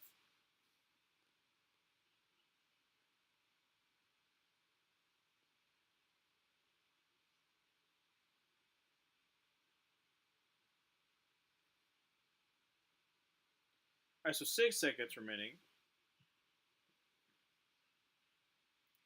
The Giants can take a shot. Oh yeah, next Thursday night is the Buccaneers at the Falcons. I'm gonna enjoy streaming that. Like I said, I'm not the kind of person that's like super duper hateful of my division rivals. I don't like them, but I don't necessarily hate them. I think yeah, it looks like the Giants are just gonna nail it. Um, but I'm starting to not like the Buccaneers as much. I've said this a couple of times, but for most of my fandom of the Panthers, the Buccaneers were bad, like really bad. And it wasn't really until 2019 when they had a good team, but of course, of course, you can't really win when your quarterback's throwing for 30 interceptions. Then Tom Brady comes in. I'm like, oh, okay, like, hey, you get to have success. You get to have a Super Bowl. That's cool. And then they keep on winning the division, and I'm like, I don't really like that. But then Tom Brady retires. You have the Baker redemption. That's cool. I don't really like it, but I mean, it shows like it kind of looks bad on the Panthers' part. So I was like, I don't like the fact that you're doing well. And now I'm kind of turning that point of like, if the Buccaneers continue to do well, then I'm gonna be like, okay, no, I don't like you anymore now. It's kind of like where like a lot of NFC North are now kind of feeling that way towards the Lions. Like the Lions were bad for a good little bit outside of some playoff appearances, but now that they're actually good. Like that's just not gonna work.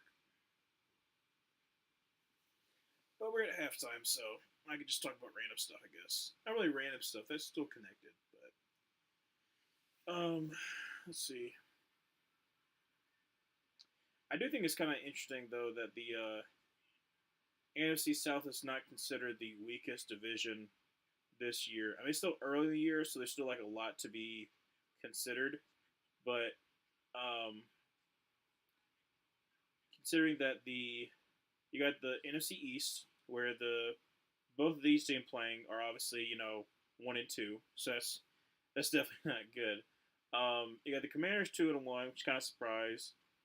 The Eagles have underperformed even though they're 2-1. So like that's it's been interesting there. I think the NFC West is still a good division, obviously because you got 3-0 Seahawks who have really good defense. Hopefully, Gino continues to play at least somewhat good, or even like really, really good. I'm interested to see how they go against the Lions defense. Um, I'm also very intrigued by the Cardinals. The Cardinals, like I said early in the season with my predictions, the Cardinals, the Commanders, and the Seahawks were like my wild cards from the NFC, where I was just like, I don't know what to do with you. I'm so convinced that like you're gonna cause people problems, but I'm gonna buy low. So I bought low in every single one of them, and so I'm probably gonna be wrong in my predictions like at the end of the year, but I'm okay with it because I'm like I bought low. You succeed. You did better than I thought you were going to, so I'm okay with that. But they're like the Bengals going 0-3 is just that, and then also the Ravens almost going 0-3 because almost blew the lead is another thing I did not see that was going to happen at the beginning of the season. So it's fun. It's been a very fun season. Well, it started off really bad for me, but cleared up this past game, so we're not going over 17. Very pleased with that. I had not nightmares, but I started to see. I was like, I don't know if I can go with another 0-17. I mean, if we go 2-15 the rest of the year, then yeah, they'll still be bad. But I'm not going to be like devastated being one of the worst teams of all time. You know, because that's how it felt last year. Last year, I got to actually see the Panthers win, so that was nice. We went to the Texans game. Luke, the partner for if you don't know, every single week we do weekly predictions on Gridiron Gurus. It's me and Luke McClure. That's been my partner since last year. We started Gridiron Gurus. We do weekly predictions, and then we also do draft coverage, especially when it comes to draft. We break down free agency and kind of break down all that in the off season. But taking him to the game when he was so confident that they were going to win, because obviously they were the better team, and then C.J. Stroud didn't play that well. Bryce looked okay, but we won on a walk-off field goal. It was so satisfying because he was just like he just had his head down low, and I remember I incorporated that into the NFL basement video, and I was really happy about that. I was really proud of them. Actually, every single Panthers game that I've been to so far has been an interesting game. I 2 years ago, I went to the Panthers Falcons game when DJ Moore caught that ridiculous Hail Mary pass. I was on the opposite side of where he caught it, but I was on the same exact side where Eddie Pinheiro, Steady Eddie, uh, missed the extra point, or missed the field goal that would have won the game in overtime. I was on that side, and I was just like, I caught it on video too. I got that one on video, and I caught the game winner by Younghoe Koo on video, so I have that one. But like every single game that I've been to for the Panthers has been memorable. It's either been like the first win of Bryce, or like one of the most memorable games that in recent memory for the Panthers fan, even though it was a loss. So I don't know. It's fun being a Panthers fan because yeah, we're on the basement. Obviously, we got to try to dig ourselves out. But I'm still confident about our team. I still feel like we have a lot of good pieces. Obviously, everyone ripped us these past couple of weeks. Kind of able to shut some of them up. I'm still optimistic, but I'm still a realist. And I think that's the reason why some people will at least like listen to me. I guess, because I try to be genuine, but I try not to be like don't want to call anybody out. But there are certain Panthers channels that are either way too negative and cuss a lot and all that kind of stuff, and I'm just like, that's not me. But they make it to where it's got to be always negative, or they make it way too positive and or way too like, this dude is the future of the franchise. Like I saw one about Eki Leota, and I love Leota. He's not on the Panthers anymore, but I loved him because he's an Auburn dude. Like I love him and Derek Hall. They absolutely just obliterated Evan Neal. And that's the reason why I didn't like Evan Neal. I kind of came to like be off on him, and and my feelings have kind of been true in the NFL so far for the Giants. He has not been good, but there's like I said, there's certain channels like that who will only focus on either totally negative or be way overly positive, and then never like I don't know. It doesn't seem genuine to me, and so that's what I hope to kind of bring with this channel of like through my skits, through my predictions, stuff like that. If I'm wrong, I'll own up to it, like I did with the predictions. I'll continue to do that too. Well, I'll kind of react to my previous predictions and kind of explain like either like why I was wrong or just like I got bad information, that kind of thing, and I'll own up to it because I think you should. I think the reason why I don't like Adam Rank because he'll make predictions, but then after those predictions are done, we'll never revisit them. And I'm just like, I don't know, just like it seems kind of lazy. Like you should take accountability for if you're wrong about something, but a lot of people don't. And if I'm wrong about Bryce, which is still early in his career, you're supposed to give players at least 3 years. Then I'll own up to it, and it'll be unfortunately one of my first bad takes on quarterbacks. I've been pretty good on them so far, so that would be kind of hurtful. But if I'm wrong, then I'll be wrong. They're kind of showing right now how even this game has been, and it's been pretty stinking big. It's been pretty stinking even. Um, it's kind of surprising that literally up until that 2 minute drive for the Cowboys, it was literally dead even except for time possession. I think it just kind of shows like the Giants are able to move down the field. They just can't convert it. Like they got in the red zone that one. They got red zone that last pass time, 38-yard field goal. Other one was a 42-yard field goal, and the first one was like a 50. I think it was like a 52-yard field goal. So like it's just not really converting when you're having good drives, and that's really the difference in the game. So I mean, the Giants get the ball start second half, so hopefully they can kind of like get another drive going. But they're moving the ball, not through the run, but through passing the ball, which is something that I didn't think was going to happen because the Cowboys have a pretty like they're a pretty terrible run game, and like against good teams I don't know if they're going to be able to win against good teams. They didn't last year, but I don't think especially now because you got to go against the Eagles, who are a very good run team. You got to go against the Commanders, who offensive line not good, but Jane Daniels is very good at running the ball. Um, Obviously the Giants are okay. I'm trying to think of like they also. I was thinking about it at the beginning of the year. There was no chance the Panthers had against the Cowboys. But considering that our offensive line looks really good, and considering the fact that Chuba's having an amazing season so far, I'm so glad that I got him in fantasy. I believed in him so hard. I feel like he can have 1,000 rushing yards this season, even with Jonathan Brooks coming into the second half of the season. I think they're gonna have I'm hoping that he comes back, that he comes in healthy, because him and Chuba Hubbard is going to be an absolutely outstanding backfield. But as far as games, the Cowboys have the Steelers. Oh my gosh, Steelers on Sunday Night Football. That's going to be incredible. I'm probably going to take the Steelers in that one. But oh gosh, okay, so the Cowboys' next 6 games, I never realized this. The Cowboys' next 6 games are at the Steelers versus the Lions. The Lions are going to want to get that game back from last year.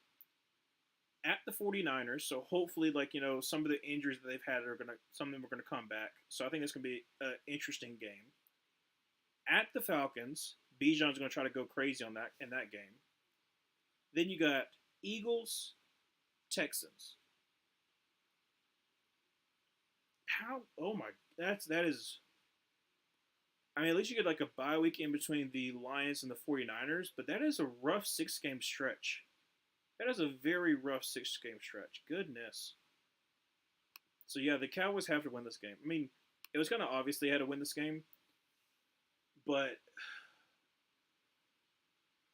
they've got a tough upcoming schedule. I've already talked about this before, but the Steelers, though they're 3-0, they have to kind of start off hot because literally their second half of the schedule is it's rough. It's like it's either all division opponents, which is hard regardless of your AFC North because it's always hard with every single AFC North team, or like top competing teams like the Eagles and I think also the Chiefs. I gotta look back at it, but like it's a really hard back end of the schedule. That's how it is for some teams. Uh, they have a hard middle schedule, like the Colts. The Colts have a hard middle schedule, but then they end off the season like really easy for them. So if they can just stay at that kind of above 500, they should be able to finish up the season strong and hopefully get a playoff spot. But yeah, no, the Steelers, um, after the Giants game, have Commanders, Ravens, Browns, Bengals, Browns, Eagles, Ravens, Chiefs, Bengals. That is a crazy. Oh, it's a fumble. I didn't realize I didn't realize they kicked the ball back. Tyron Tracy came on the return and coughed up the ball right into the hands of Theo Johnson. I think that was Theo Johnson who caught the ball. So great on him. A great awareness. That could have been really dangerous.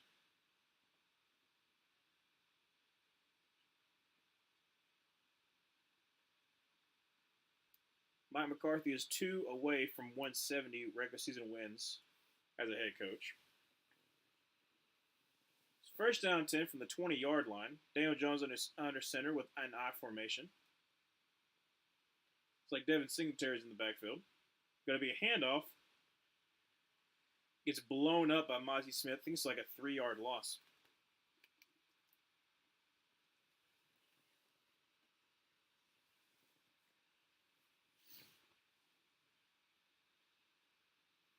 I mean, he was back there immediately.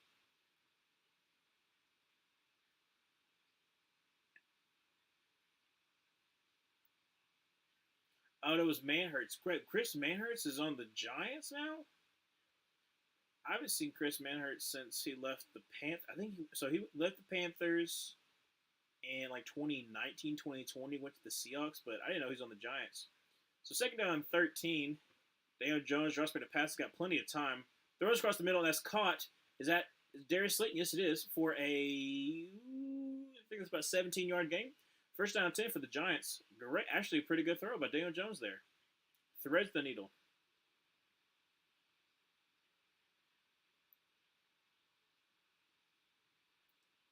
Oh, Micah Parsons kind of loses. He loses leverage against Andrew Thomas. He's a pretty good left tackle. Daniel Jones drops back to pass. They're going to climb the pocket, throws, and it's going to be caught by Darius Slayton. And I don't know why they blew the whistle, but it's 11-yard gain, so first down 10. 3:20 left to go in the third quarter. Giants are moving the ball.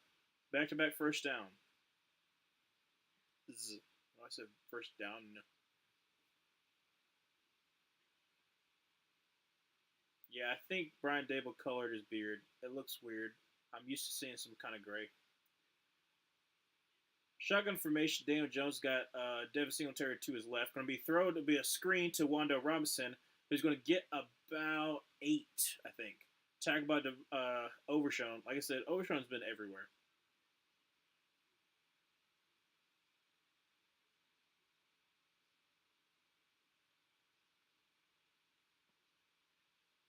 Yeah, Overshown's a really great off-ball linebacker. Second down 2, 12:30 left to go in the third quarter. Still 14-9, but the Giants are moving the ball. Daniel Jones under center with looks like 2 tight ends to the right. Going to be a handoff to Devin Singletary, who's going to get the first down, but barely. Guess who's there? Is going to be overshown. It's first down and 10 at the 44-yard line of the Cowboys.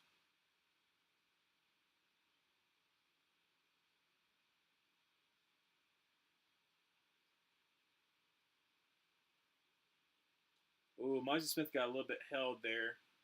That definitely helped them get that first down.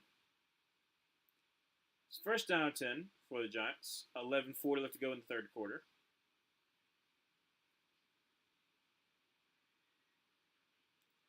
Going to be a fake the end around, throw to be a screen. Tyron Tracy's got blockers in front of him. Gets up to the first down. Doesn't step out of bounds. Up to the 25-yard line. Great run and catch by Tyrone Tracy. First down 10 for the Cowboys. For the Giants. See that? There you go. See, like you messed up on the end around before, but you do it again as a fake for a screen. That's good play design. And I think it's up. It is up to the 25-yard line. I was around that. It's first down 10 for the 25.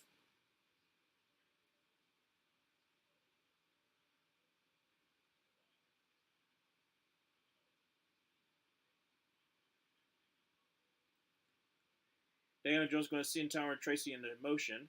He's got plenty of, oh my gosh, got all day to throw throws, and it's going to be caught, and that's going to be to Malik Neighbors to the 10-yard line. First and goal for the Giants. 10:30 left to go in the third quarter. Giants are just moving on down the field. That time they had Malik Neighbors in the backfield. I mean, you're going to have him up against linebackers. I think that's just, like I said, there's been some times where the Giants have had pretty good play calls, but other times have been kind of dumb. But I do like they're putting wide receivers into the backfield, especially with Wanda Robinson and also Malik Neighbors, who can do that. Daniel Jones avoids the pressure. It's going to dump it off, and way out of bounds was Wanda Robinson. So it'll be second and goal. 9:58 remaining in the third quarter. If history serves right, the Cowboys are going to find a way to get a stop, and they're going to kick a field goal. See, how old is DeMarcus? He's got to be 28, 30-ish. DeMarcus, I got to look it up. DeMarcus Lawrence.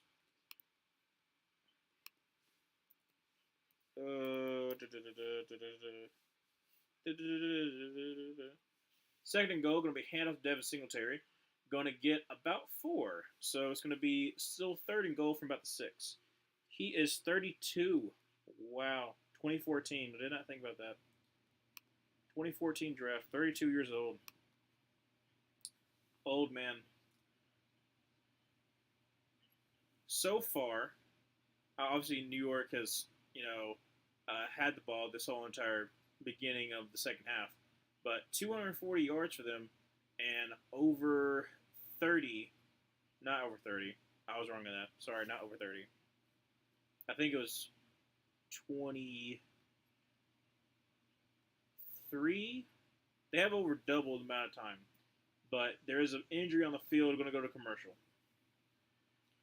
When we come back, it's going to be 3rd and 9. Well, 3rd and goal, but I don't know why I said 3rd and 9. They had 3rd and 9. It's 3rd and goal from the 6. Cowboys can sacrifice a pretty long drive and hope to field goal here. Still up by 2.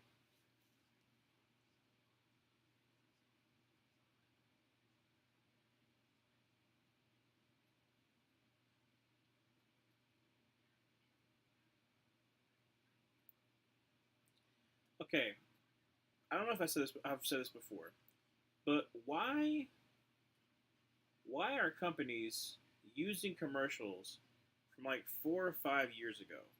Like this Home and Auto State Farm with Derrick Henry commercials, like 3 or 4 years old. Because it was like, I think it was like a year or two after the championship run that they had. Well, road to the conference championship that they had. And then that, oh my gosh, that Cheez-It commercial, It's been a grind, but I think I've aged you well. I have seen that since like 2018. I feel like it's probably not been 20 since 2018, but it's felt like for 6 years, and they keep on using it. And I'm like, just why are you using the same exact commercial over and over and over again? Because it gets old, especially if it's not a good commercial. It's not a good commercial.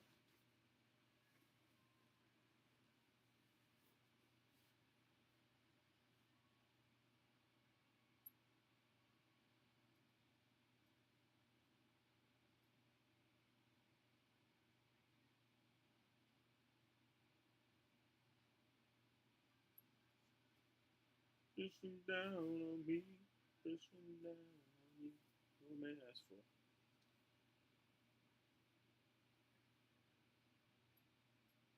Been a little bit of a long commercial break, so I guess it must be like a serious injury, or it just feels like it's been long. They're back. So it was number 35 for the Cowboys, and then Demarcus Lawrence is the one that's like he was after that incompletion by Daniel Jones. He was kind of like on the ground looking at his foot. So it must have either re-aggravated something. I mean, it's MetLife, so it could be anything. But third and goal for the Giants. DeMarcus Lawrence looks like he's going back to the locker room, so that's not good. Probably trying to get an X-ray.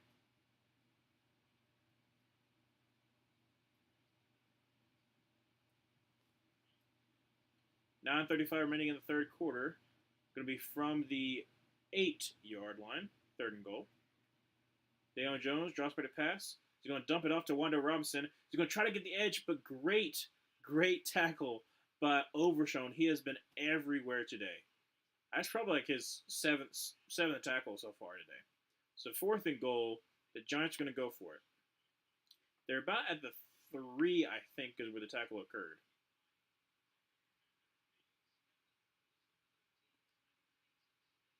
Yep, at the 3.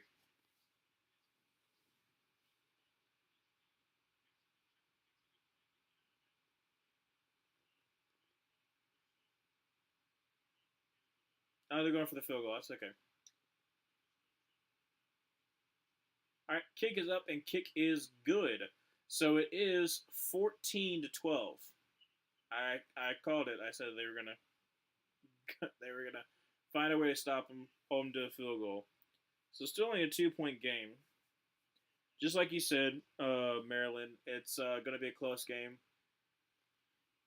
I didn't see that the Giants were able to move the ball as well on the Cowboys defense, especially not through the running game. It's mainly been through the pass. Like I said, both quarterbacks have been very efficient. Um, but I mean, if you're the Cowboys, you get like I said, you got to get some kind of ground game going. Your defense is just tired, just wore out. I mean, Overshown's playing his heart out, but the defense is tired.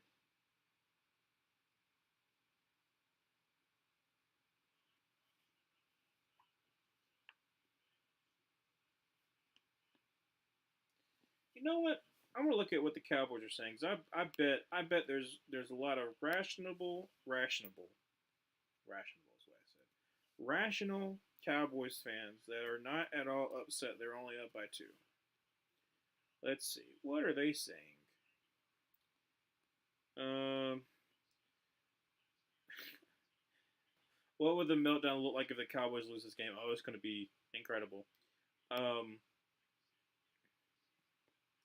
see. Da-da-da-da-da. Cowboys and Giants playing to see who gets the 8th pick of the draft and who gets the 10th. I mean, hey, you're not wrong, especially if the Cowboys continue like this. Um, nothing really too bad. Plaid helmets? They have plaid helmets? Oh, plaid hats. Okay, I thought you said plaid helmets. I was like, when did the Cowboys have plaid helmets? Goodness gracious. I keep on saying goodness gracious. I guess that's just because like what my dad used to say, and I just carry that on. I guess I just keep on saying goodness gracious. All right, so first down 10 from the 30-yard line. Dak in a shotgun. Going to drop back a pass. Going to throw to Ferguson, who's going to get hurdle man. Oh, sidestep, but I think is out of bounds. It's right now. It says he's at first down, but I think he stepped out of bounds about the 7 yard gain, 6 or 7.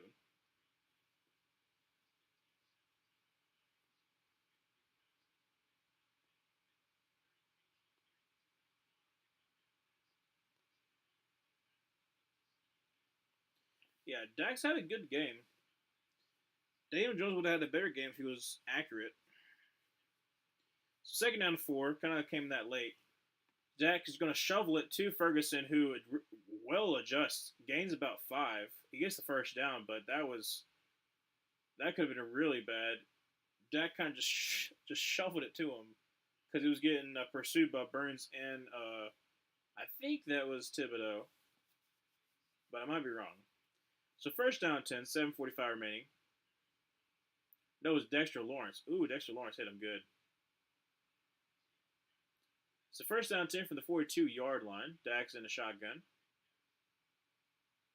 Draws back to pass, and he's going to throw it. Well, that's going to dump it off to, is that Rico Dowdle? He said Rico Dowdle gets him to the 50, so gain of about 8 there on a little toss play. Getting something positive.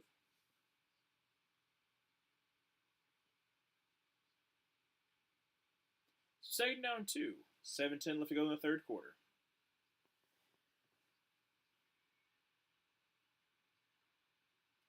Dak under center. Going to be a handoff to Rico Dowdle, who's got some room. Going to get up to the 45, up to the 41-yard line. First down 10 for the Cowboys. Get himself a little bit of a breather.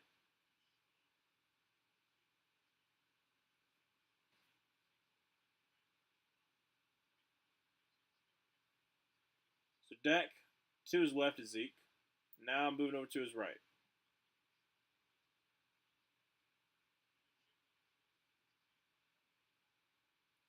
Quick throw to Zeke, who's going to gain about, what was that? About maybe 4. I don't want him to get that many targets, please. I'm going to get some in fantasy.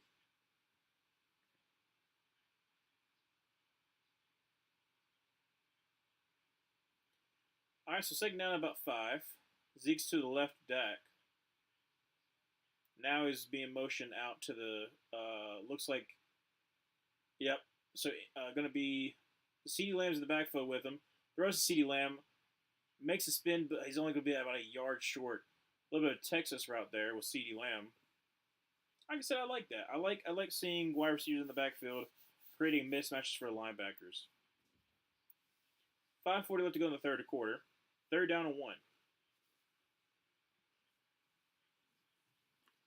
Lipke is in there. Going to help out pass protection, I guess. But what are you doing on third and 1, though?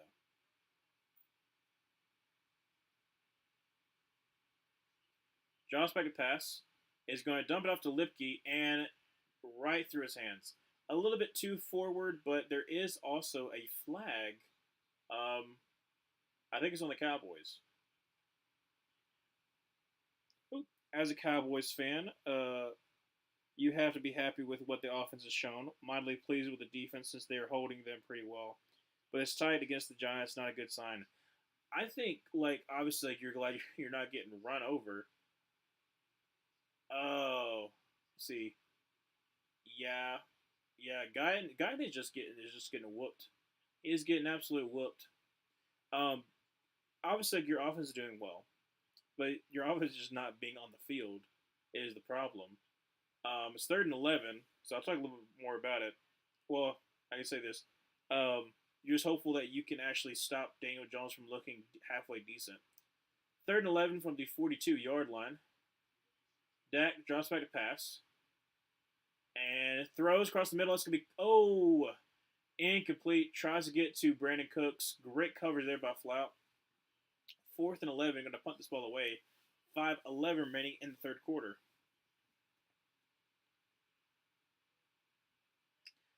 If the Giants move the ball on this drive, this could be kind of dangerous.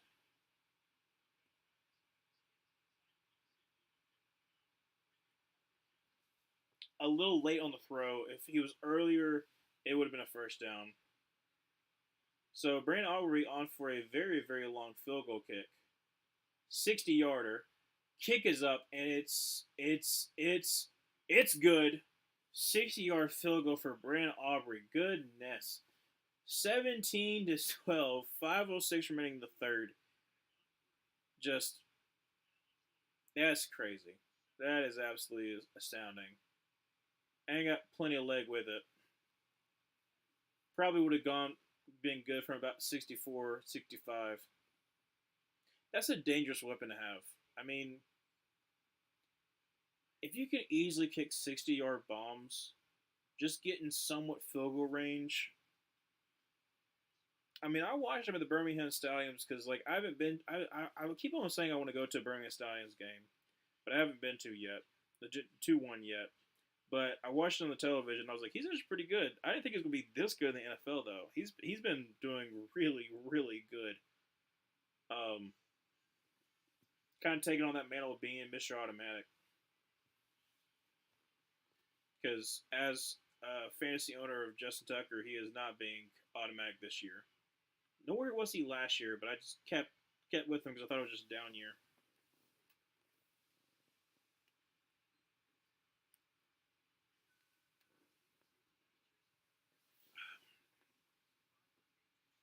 But yeah, obviously if you're a Cowboys fan, you're happy with Brandon Aubrey, so at least you can say that. But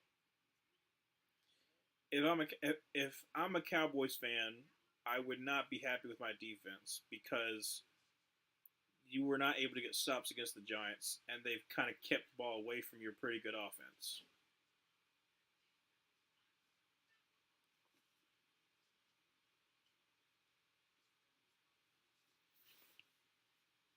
Let me look at the time possession because I think it's worse than what it was. So let me see how bad the time possession actually is before I just assume and it'd be wrong. Okay, I see here. The Giants have 213 passing yards compared to 177. Time possession 25 for the Giants, 14 for the Cowboys. Seems about right. It was double, but now it's still up by 10. But this could be very interesting if the Giants continue to drive down the field, but they can't score a touchdown. Like I said, they've been in good position. I know Post Malone was there. They talked about Post Malone is there, and then Sydney McLaughlin. What's her husband's last name? That like the hyphen. I can't remember her last name besides McLaughlin, but both of them are there, and it's going to be returned to the 1, up to the 10, up to the 15, up to the 20, up to the 25, up to the 30, and it gets spun down Eric Gray all the way up to the 32-yard line. So first down 10, 5 minutes. Oh, there's a flag. 5 minutes left to go in the third quarter. Pretty good field position for the Giants, depending on what this flag is. Lawrence is back on the field, but he is getting taped up on his foot. Why are they zooming? Why are you zooming in on someone's foot? That looks weird. Block in the back. Yes, this can push him back a little bit. Oh no, they said there's no block in the back. Okay, so still going to be 31 yard line.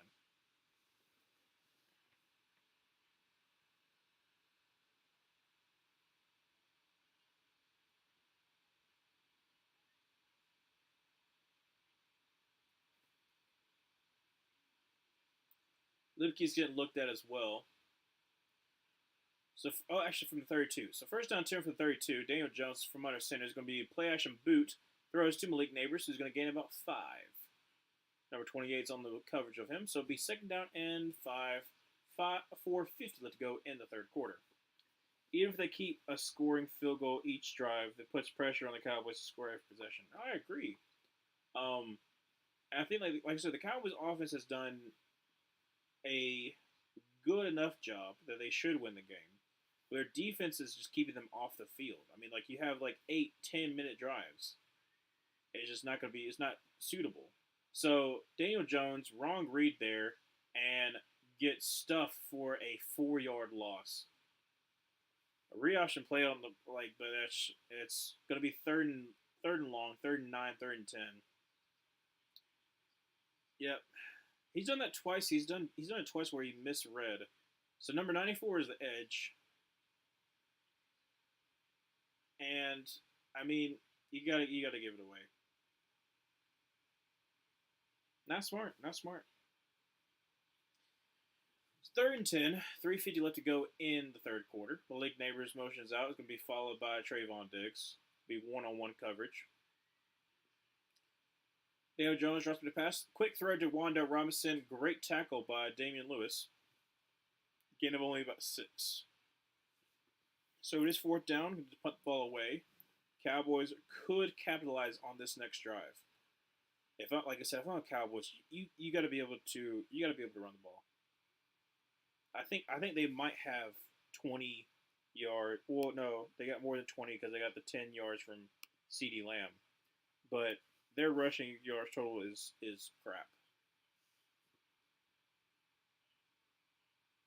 This is his first punt because they just kept on kicking field goals. Booms it.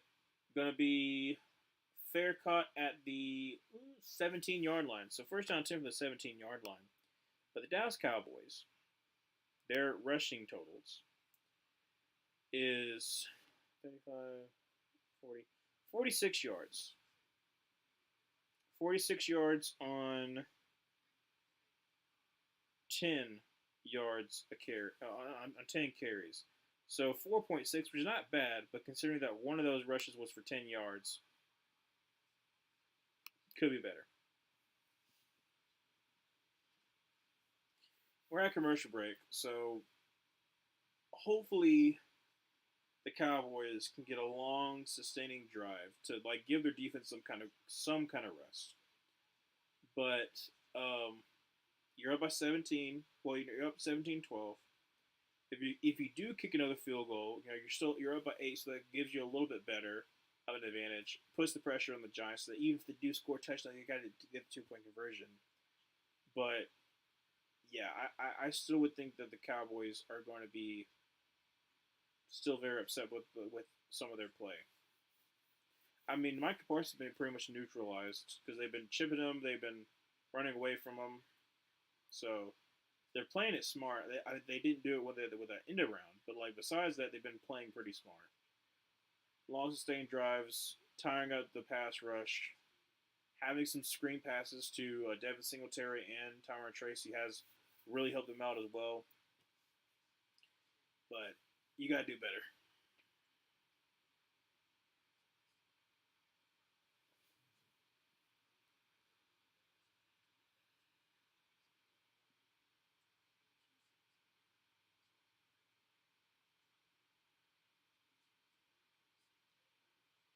Okay, so in that commercial about the moving where they had a score for entertainment and stuff like that, and Dallas was at a 40 something, and New York was at an 87.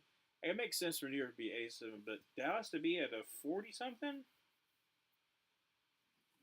I don't know if it should be that low.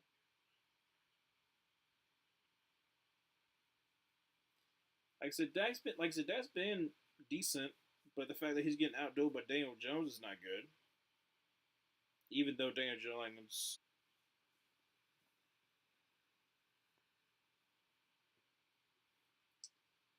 CD is 2 yards away from being over 100 yards. Dak under center of the first down 10 from the 18-yard line. Going to be a handoff to Zeke Elliott, who's going to get up to 20, up to the 25. Almost a first down, depends on where you spot him. He might be an inch short, but there is a flag. Probably going to be a hold.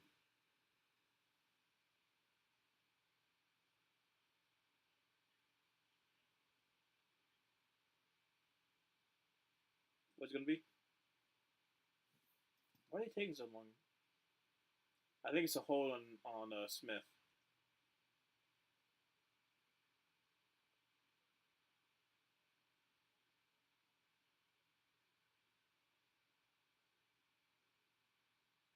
So holding on both the center and the left guard. Yeah. Let's push back even more.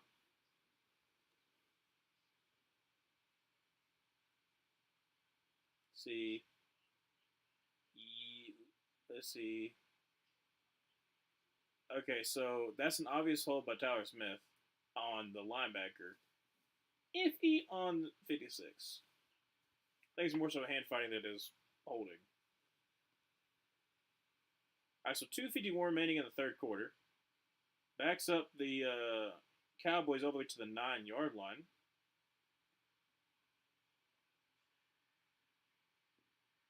First and 19. CeeDee Lamb is in the backfield to the right of Dak. Going to be a handoff to CeeDee Lamb. It was going to try to bounce to the outside, but Brian Burns is there. Loss of about 3. They talk about how Brian Burns have a little bit quiet night, and I can see why. Him on the right side. I'm gonna say this. I'm gonna say this about Brian Burns.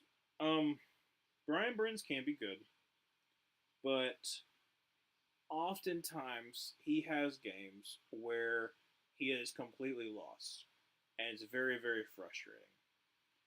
So loss of 1, second down 20, deep in their own end zone, not in their own, on the other side of the field.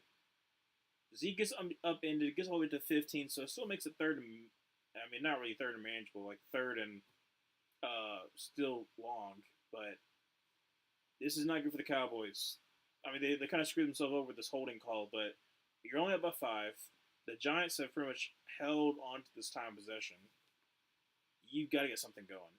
If you get this first down, it's third and 12. If you get a first down, you got to slow it down, try to give your defense a little bit of a break, and then actually get some kind of drive going. Empty set for Dak. Drops back to pass. Quick throw to Lipke. Gains 2. And goes out of bounds. He wasn't even really pressured. Why do you just okay? All right, so that was a quick pass to Lipke. Only got 2, so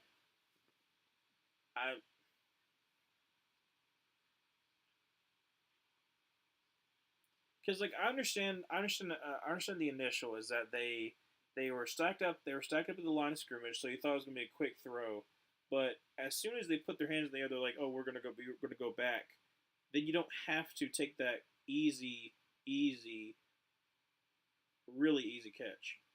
So is Amir Smith Marset up to the 45 and is almost going to get ball ripped out, but it gets down to the 48-yard line, I believe. Former Carolina Panther. There's some pushing and some shoving going on. Okay. Go on a commercial break.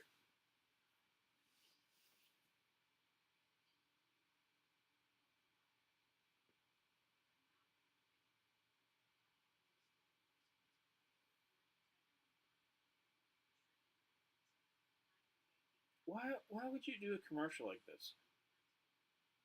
It's for a drug to help fight cancer, but the beginning of your commercial is like, I am a liar, I am a thief, I am a cheater. Like, why would you?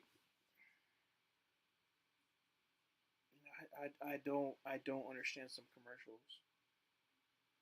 It doesn't make me feel like I should take your. I mean, obviously I'm not going to, but it doesn't make me feel like if I have the problem, that I'm going to take your medicine.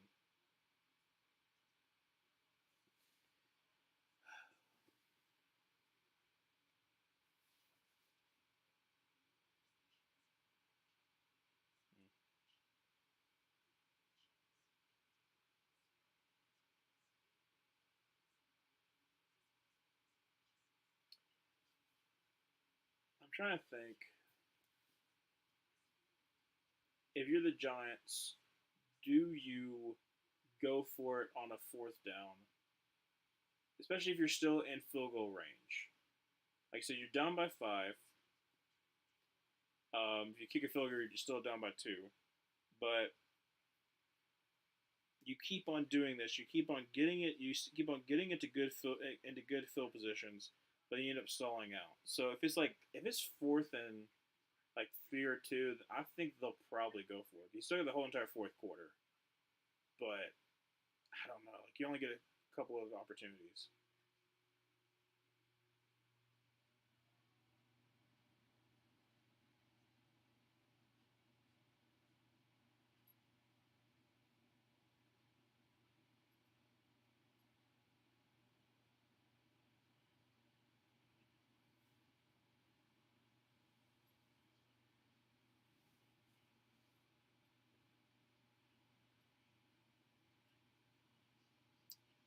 All right, so it's going to be first down 10 from the. So where were they at? I'm trying to think where they are at.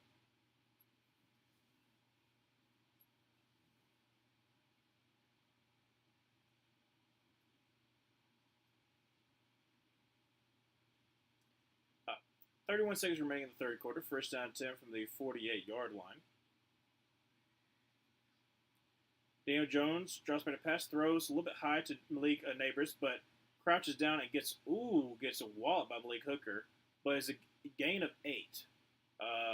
Trayvon Diggs was a little bit high on that one, and good on Malik Neighbors, kind of forcing a little bit of leverage, ducking underneath that tackle, and looks like Demarcus Lawrence is questionable with that foot. They were kind of wrapping it up, trying to make sure that I guess is an ankle issue. So this is going to be the end of the third quarter, and we're going to go another TV timeout. So one play, TV timeout. I understand there's a change possession, but like if it's under 40 seconds, why do we do that? Especially if it's a long one, because then we're going to have to do a long one in between the quarters. It's a little frustrating.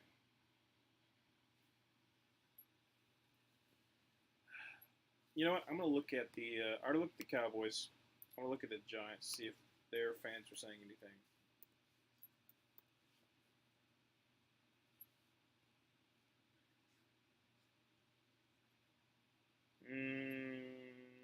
Just talking about Brian Burns. Nothing really. Barely anything at all.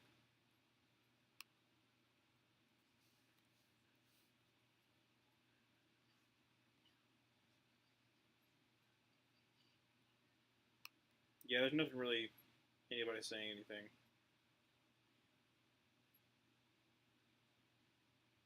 I do like the fact that they have one of the things we're looking at with the NFL. For my defensive rookie of the year, I picked Quinyon Mitchell, and right now in 3 games, he's had 0 touchdowns allowed, 6 forced incompletions, which is first in the NFL, 4 passes broken up, which is second in the NFL, and then 86.9 passer rating when targeted. So, like I said, I feel pretty good about that. I still don't think he's going to win because it's very hard for a cornerback to win any kind of defensive player of the year. But I'm hoping that he continues to be pretty good. He was my number 1 corner coming out, so.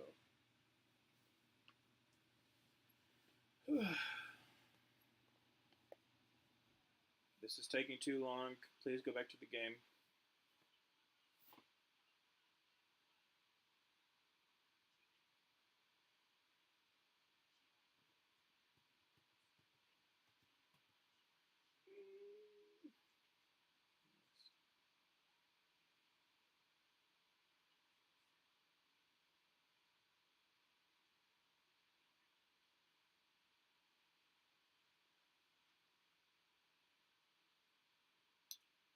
Are you back? All right, we're showing shit. We're almost back. Okay, good. All right. Because I'm starting. I'm not. I'm about to say I'm about to lose interest, but I'm not really about to lose interest. I'm just tired of the commercials because I want this to be down to like its final 2 minutes. I think it's going to be a really close game all the way to the end. So Booth is off the field because he's getting cooked. Second down 2 going to be a handoff to Devin Singletary, who sidesteps. How do you say his last name? I'm trying to remember. He was a Lions quarterback 2 years ago, I believe. But there's a flag on the play, so it's probably a hold or something like that. Push it back. Yep. Holding on the Giants on Chris Manhertz, former Panther. Let's see. How bad was that hold? On Micah Parsons. Oh, no, it's absolutely a hold. He looked confused, but you had his arms like this. It's obvious hold. So 14:55. I don't know why I said 14:55. It's only been one play into the fourth quarter, so obviously it's so early in the fourth quarter. Still 17-12. I'm going to be backing them up a little bit. So second down 12. after that 10-yard penalty. Daniel Jones in a shotgun with Devin Singletary to his left.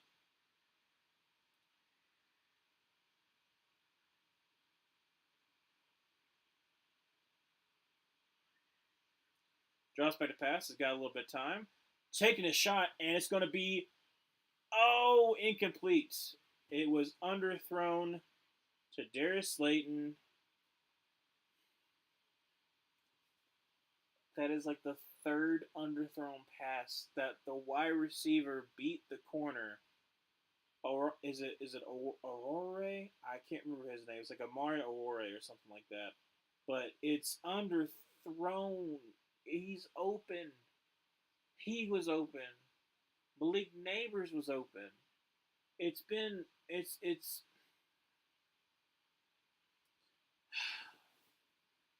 3rd and 12 for the 47-yard line. They got to call a timeout because the play clock is winding down. But this is frustrating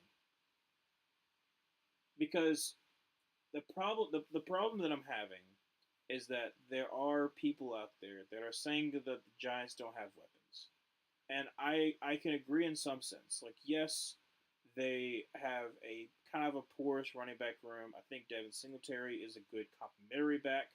I think Tyron Tracy it needs to kind of catch up back to speed. So like they still have like that's still definitely gonna be a weakness. And your offensive line is a weakness, and your tight ends aren't that good. But your wide receivers are actually decent. Like I think Darius Slayton obviously has a problem with drops, but Wanda Robinson is pretty good, and then Malik Neighbors is definitely good. But you just have to get them the ball, and it's three bad underthrown balls that the wide receivers have beaten the corners. 3rd and 11. I don't know why it's not 3rd and 12 anymore. 3rd and 11, 14:31 remaining. Empty set with Devin Singletary taking in the backfield to help block. Drops back to pass and scrambling out to his right, getting chased. Throws, checks it down to Wanda Robinson. Makes a man miss, makes another man miss. It's going to be about 4th and 2 from about the 44-yard line.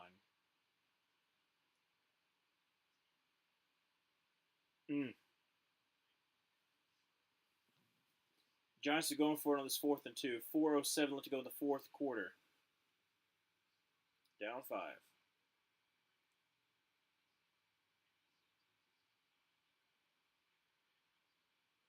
So 4th and 3. Really 4th and 2.5. Devin Singletary to the right of Daniel Jones.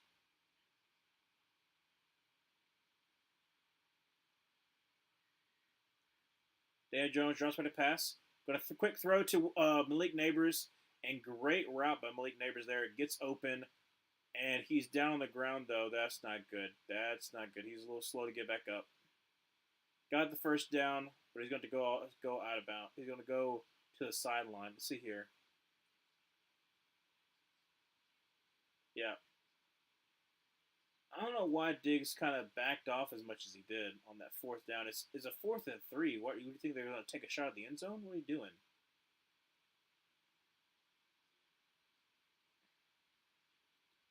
Okay, so first down 10. 13 left to go in the fourth. Micah Parsons on the sideline. Daniel Jones under center, and it's going to be a play action pass. He's got plenty of time, taking a shot, and it's going to be caught by Malik Neighbors up to the 20, 21-yard line, but there's a flag, though.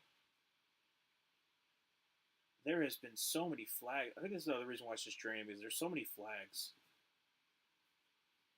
Been so many flags this game, and I think it actually might be on the Cowboys. Okay, so it was on the Cowboys, so it declined. So it's up to the 21-yard line, so first down 10. 12:48 remaining in the fourth.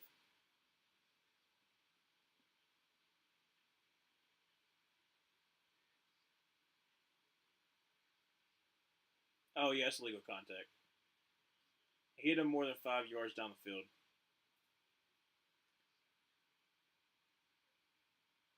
All right, it's first down 10. Come on, Giants. Going to be a PA boot. It's going to dump it off to Malik Neighbors, who gets hit. Oh, great tackle, but almost like folds his leg. That's got to hurt. Malik Neighbors looks like a little battered right there. He hits him right on his knee and kind of like falls on it. Ugh, I don't like that. All right, so second down about 10.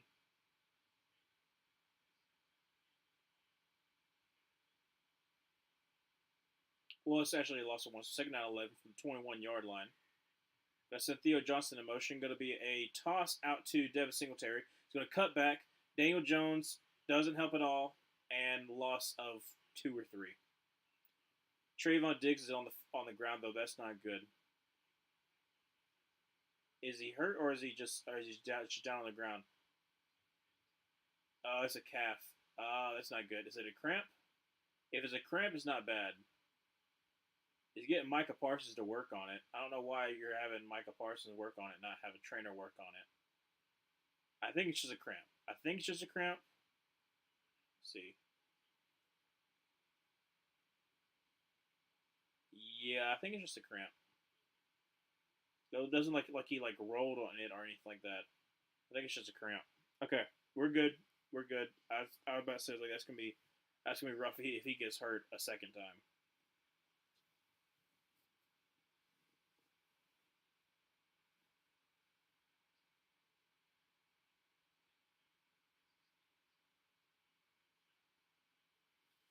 All right, so now I'm looking at it's third and 14. I am looking.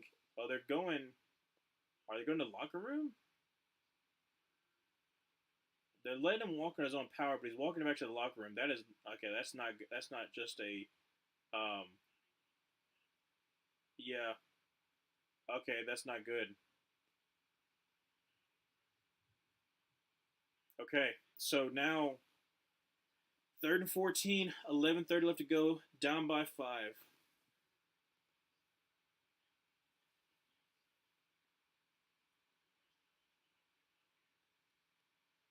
Daniel Jones in a shotgun from the 24-yard line. Drops back to pass. Throws to the right, and it is dropped. Dropped by Darius Slayton. A little bit away from him, but that should have been caught. Another field goal for the Giants.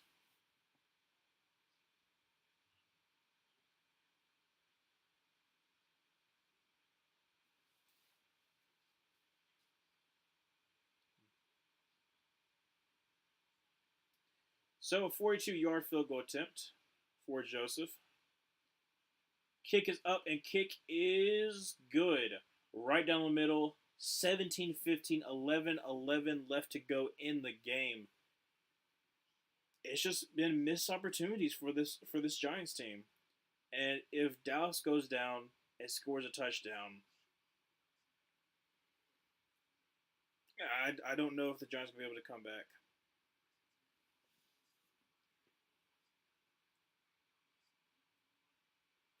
Like I said, you've been able to move the ball, but you just like it's either penalties or it's just bad decisions have just caused you to have to stall out and kick a field goal, and like you're not going to win with that. So we go to commercial break. This has seemed like a lot longer game than it is. I've only been streaming for 2.5. Like it's not been that long of a stream. So the game is actually going by fast, but it doesn't feel that way. It feels like it's been forever. Now, granted, it might be because I only got 3 hours of sleep last night. So there's that. There is definitely that I could be very sleep deprived. Um, but yeah.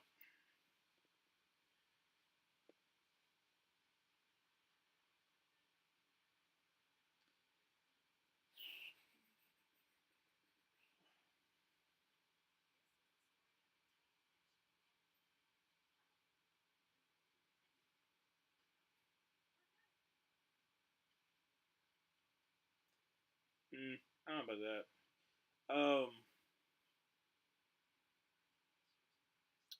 I would be very upset if I was a fan of the Cowboys right now. Because obviously, like you're get okay, that was weird. They had a why did you have a CGI orangutan in the commercial? Um, I just lost my train of thought. Um, that was so wild to me. I was not expecting that at all. And it wasn't a good joke. Is orangutan was like, oh, my cousin's in there, like signing my cousin's in there. Uh, I feel like I'm either very sleep deprived, and that's the reason why, or I'm just done with weird commercials that make no sense. Like I understand weird commercials for the fact of being memorable, because I can still remember that diaper monkey, the diaper monkey baby, like the little pug, where the diaper and it was a monkey and it was random, and I remember it. Was it a good commercial? No, but I remember it. But I'm not gonna remember that commercial at all, and I think it's just a waste of time. Sometimes I do want to be in like those writing rooms of commercials, or like when they direct a commercial, just so I can get through the head of just like, yes, this is what we're going to do for a commercial. We're going to spend money on this, and people are going to want to buy our product, because sometimes it just makes no sense. Okay, first down 10. Play action pass for Dak. Going to dump it off to Ferguson. Get up to 35. Up to the 39. I think is where they're going to mark him. I think they're going to mark him about half a inch short. Oh man, I want to be positive for Cowboys fans. I feel like they're more embarrassing than being blown out by a good team. Yeah. No, that's what I'm saying. Like you're supposed to be good. You're supposed to be good. This is kind of the fact that you can't run the ball is not that terrible. Understanding that like Dexter Lawrence is really staying good at his job, but the fact that your defense can't stop the Giants, and it's not really through the run game, it's you can't stop the Giants because they're throwing all over you, and it could be a lot worse if Daniel Jones was actually a good quarterback. Oh, it was a dehydration. Okay. So that's what, I figured it was a cramp, but the fact that they were taking him all the way back to the locker room, I was like, that's not good. So they must be hitting him with some IVs. But the Cowboys have to shape up after this game. They need to win this game first, but they got to shape up. First down 10. Dak throws. Ferguson was not down. Well, okay. After he got back up, he should get that first down. He wasn't tackled before then. But they're going to mark about an inch short, so it'll be 2nd and 1 again. Hey, thank you so much for the Panthers doing a thing. I'm glad they actually did something, anything. As a Packer, I feel like I should apologize for completely breaking the Cowboys. Honestly, no, you should be proud. You should be proud that you are once again the father of the Cowboys. Dak, shotgun, hand it off to Rico Dowdle. Look at there, get some positive yards. Gets about 5, so first down 10 from about the 45. I don't know what to think about my Brown season. I wasn't positive going into it, but it's so much worse than I thought it was going to be. Deshaun, he's so washed, and then you restructure that contract, which makes it almost impossible for you to get out of that contract for the next 2 years. I feel really bad for you, and my team looked like the worst team alive in the first 2 weeks, but I feel really bad for Browns fans. Dak drops back to pass from under center, and that is a unfortunately incomplete pass to Brandon Cooks. I mean, that's the reason why I kind of have. That's kind of reason why I have like the Browns being like the father figure in like the basement series. I'm trying to have like a positive spin on the year with the basement, and also kind of like the like some of the storylines that I have, potential storylines I have for the Browns. 2nd down 10, shotgun formation. Dak drops back to pass. Going to take a shot, and it's going to be complete to Jalen Tolbert, who gets out of bounds, gain of about 15. I'm trying to make sure I got everything. Completely breaking the Cowboys. Like I said, don't apologize for that.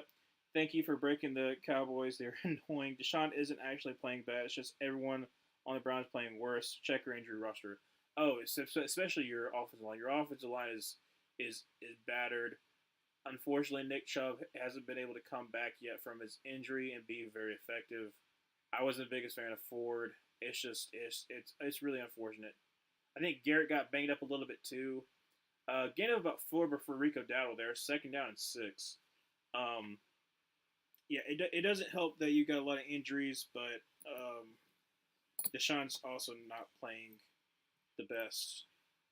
It's very hard because you have a very talented team, but you can't win when you're one of the highest paid quarterbacks is not playing well, and when your offensive line is hurt, so he's getting pressured, so it makes him look a lot worse than he already was. And then it's a bad situation all around. I do feel bad for most Browns fans, most of them. Cowboys schedule. Yeah, that's that. I was talking about that. The like next 6 games are really really hard for the Cowboys. Well, they have winnable games for 4 weeks against the Falcons if the Falcons have a bad game. If not that game, then what do they when they play the Giants again in 8 weeks? Yeah, it's going to be rough. Hand off to C.D. Lamb. Almost fakes the cameraman. Loss of 1. Great job by Bobby Okereke with the tackle. So it's going to be third down and about 7. 7:30 remaining in the fourth quarter. Ooh. I mean, the Cowboys need to score a touchdown here. It's third down. Third down 7. You're in field goal range. But Giants going to get stopped. I'll read it in a little bit. Around 200 yards, TDs, no picks, similar to Dax right now. Yeah, they haven't been able to stop the passing game. Dak drops by the pass and get pressured, throws and late throw, but almost was sacked by Tim Bodo. Goodness gracious, he's been a terror so far this game. Brian Burns not so much.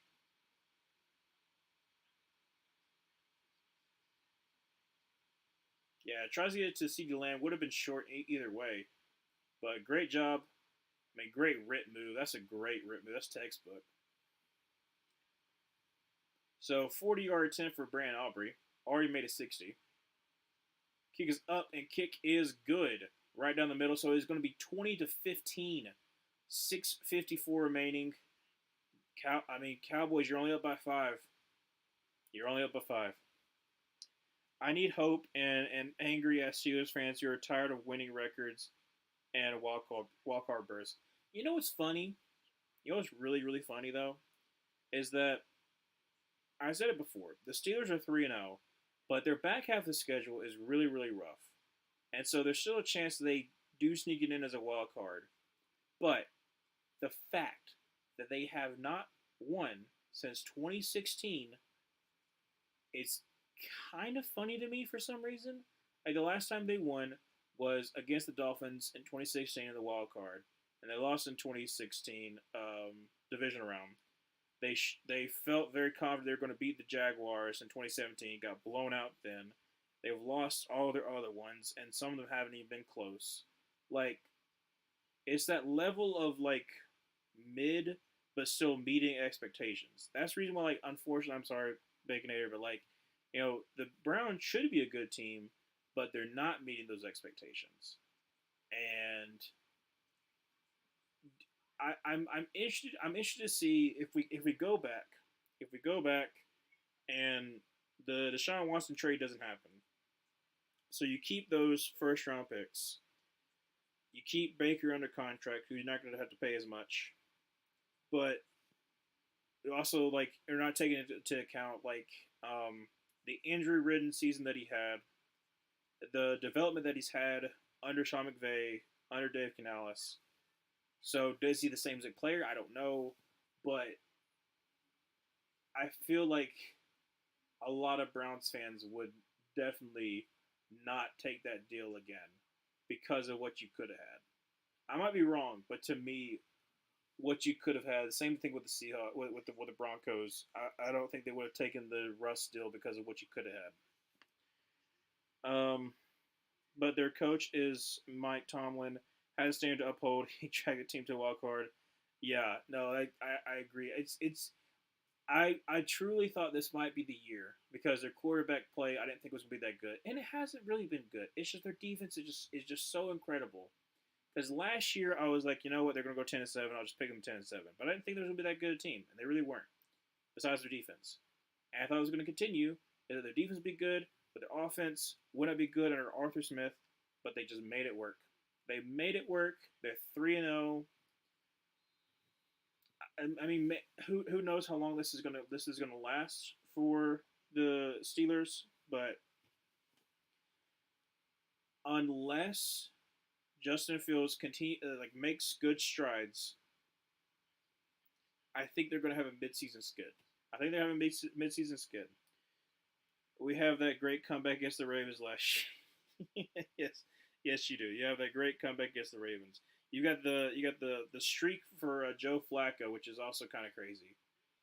I mean, if you're gonna be honest, if you said like 3 years ago that Joe Flacco was gonna take you on a playoff run, I don't think you would have probably believed yourself. Like your hated rival Joe Flacco, who used to torch y'all all the time, comes to your team and helps your team make a playoff run. I mean, you lost to the Texans, but still fun. Daniel Jones throws down the field, and well, no, he didn't throw it down the field. He throws out of bounds. Second down 10. Don't know what he was. Just okay. Like I said, like even Daniel Jones has had a semi good game. He's 26 for 32, 268. But he could be better. He could easily have had 300 yards already. But he's just not been accurate on some of the long throws. Trayvon Diggs is back out there, so that's helpful. Second down 10, 6:48 remaining in the fourth quarter. Daniel Jones in a shotgun with Devin Singletary to his left. Drops back to pass. Has got time, got plenty of time. Throws across the middle. That's going to be to Theo Johnson. Gain of about 6. So third down and 4. 6:40 remaining. Uh, I want Joe Flacco back. It was a fun psychedelic ride. I bet, dude. I think it's beneficial that he's at the Colts. I think they have obviously it's much different with Anthony Richardson to him, but at least you have that veteran presence for Anthony Richardson, and also if Anthony Richardson gets hurt, then I feel confident they can kind of keep the boat afloat. Daniel Jones drops to the pass, is getting immediate pressure, throws to Wanda Robinson, and unfortunately is going to be a yard short. Fourth and 1 from the 39. The Giants, with 6 minutes remaining, have to get this. They have 2 timeouts remaining. This is very important, very, very important. Let me see if I'm missing anything. I don't think I missed anything. No, okay, let's go back. All right, fourth and 1, 5:44 remaining in the fourth quarter. Down by 5. Daniel Jones under center. 2 tight ends to the right. Devin Singletary in the backfield. Going to be a handoff to Devin Singletary, who's going to get the first down. He's got it. That's a 1-yard gain. First down 10 for the Giants. Great spot there. Got about a half a yard. Clock is ticking. 5:15 remaining in the fourth.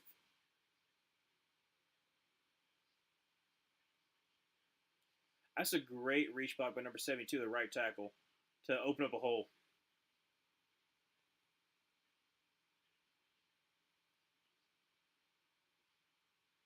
All right, so first down 10, empty set for Daniel Jones there from the 41-yard line. Drops back to pass, is getting pressure, throws off his back foot to Malik Neighbors, who gets about 4. Damian Lewis on the coverage. Second down 6.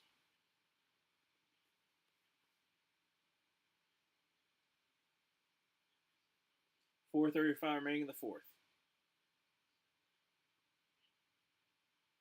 Yeah, if you're the Giants, this has to be your drive. And if you're the Cowboys, I mean, you can't let up a touchdown. Not at this point.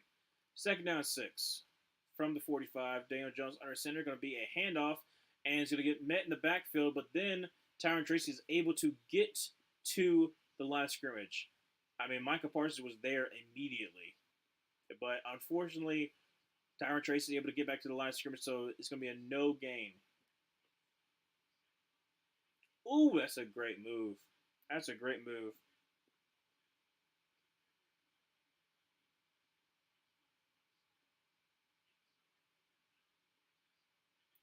All right. So third down 6. Looks like they might have lost like half a yard. In a shotgun with timer traces to his left. Jones drops back a pass, throws, and is unfortunately dropped by Wanda Robinson. He's looking for a flag, but I don't think he's going to get it. 4th and 6. I think there's a. Is there a player down? Let's see. Micah Parsons is down. Don't know what it is, but he's down.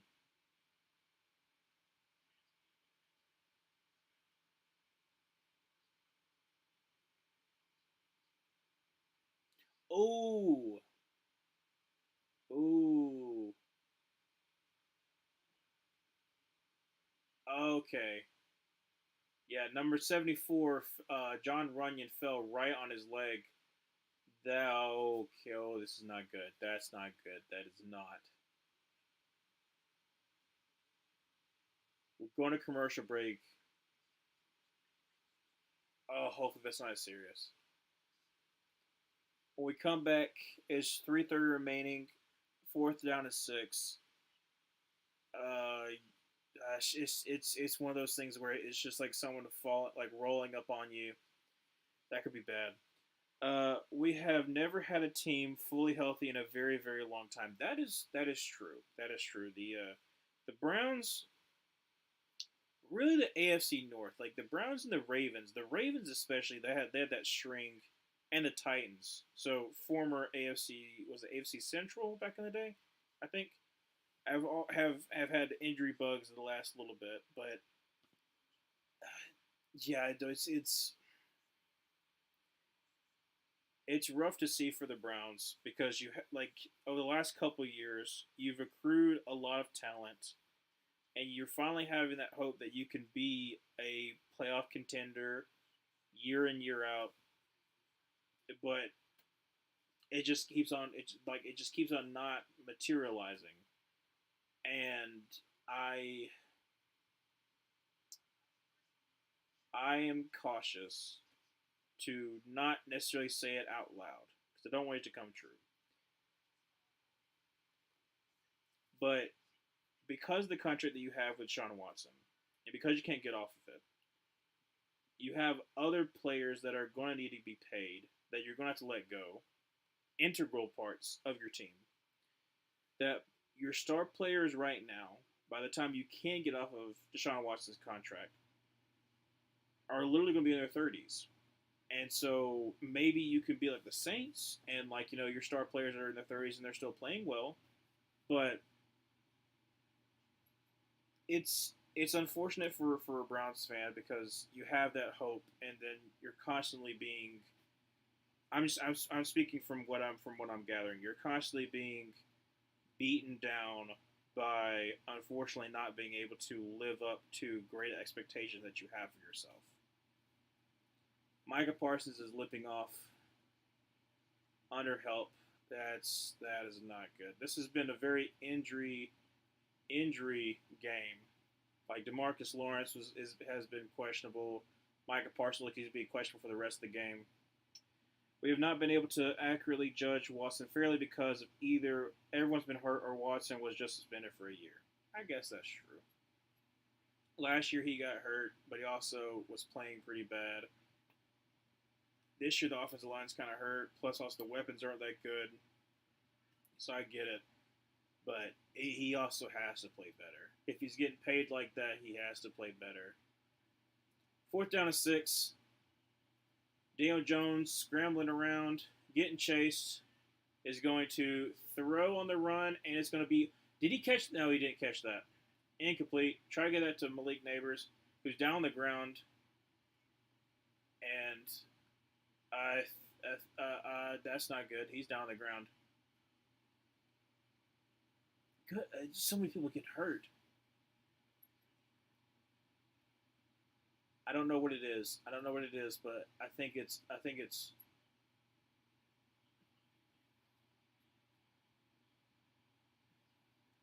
Did he hit his head on the ground? I guess maybe that might be it. He hit his head on the ground like really hard. I don't know, but he was laying on the ground. Yeah, I think that's it.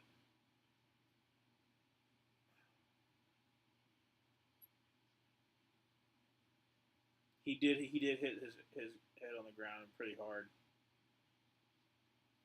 Okay, he's up. At least he's up, but that was a little scary.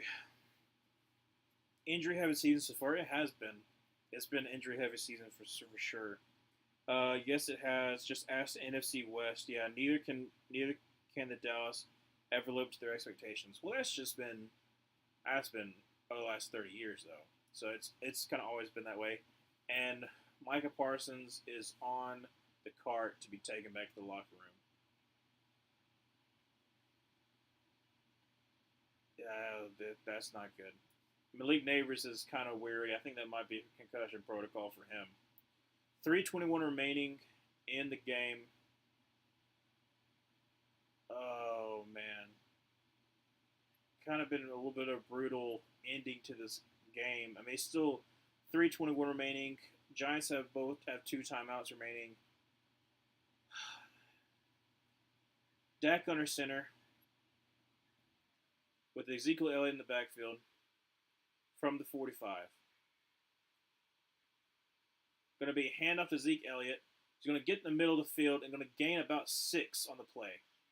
Second down to 4. I just try to find a reason to feel hope. Hope is very addictive. Yes, it is. It absolutely is. Hope, um, without boundaries, can be very dangerous because then you start really believing it, and then it's the ultimate letdown.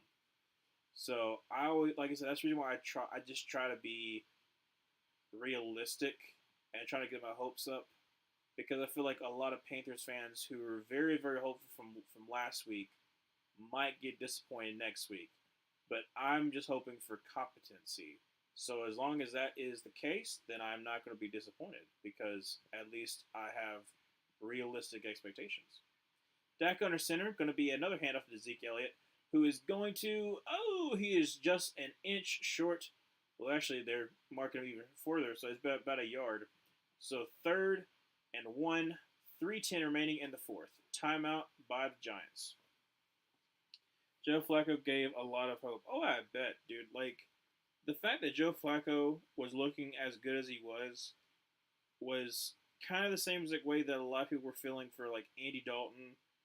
As soon as he came in after um, Bryce got replaced. Now, obviously, it's a little bit different, but I feel like in that same kind of thing, it's like a jolt of like hope into the fan base, jolt of hope into um, your team because you're like it's like a new beginning almost. Third and 1, Dak under center. Going to be a fullback dive who gets the first down. Lipke, gain of 2. So first down 10, 3 minutes left to go in the fourth. Joe Flacco made me feel very hopeful and like we could do anything. Yeah, I could see that. It's like what's the he's got that little Tinkerbell magic, it's like makes you feel like he can fly. I mean him and Njoku were an unbreakable bond. Like if you picked up Njoku in fantasy, you did really well for yourself. Amari Cooper played well with him as well. Dak under center, going to be another handoff and loss of about 3. Great penetration by the Giants there. 2:22 left to go in the fourth quarter. Um, this is probably going to go to the 2-minute warning, so I can talk. Um, yeah, it's. I don't think James Winston can do that for you if Deshaun Watson goes down. Um, but if over the next couple of weeks Deshaun Watson continues to look bad, I don't know what the owner is going to do, like Jimmy Haslam's going to do, because obviously a lot of the fan base still very very irritated that they're not seeing a good product on the field. You beat a Jaguars team that's 0-3, and you barely beat them. You got embarrassed by the Dallas Cowboys, and then you got beat by the Giants. because Malik Neighbors just completely torched your defense.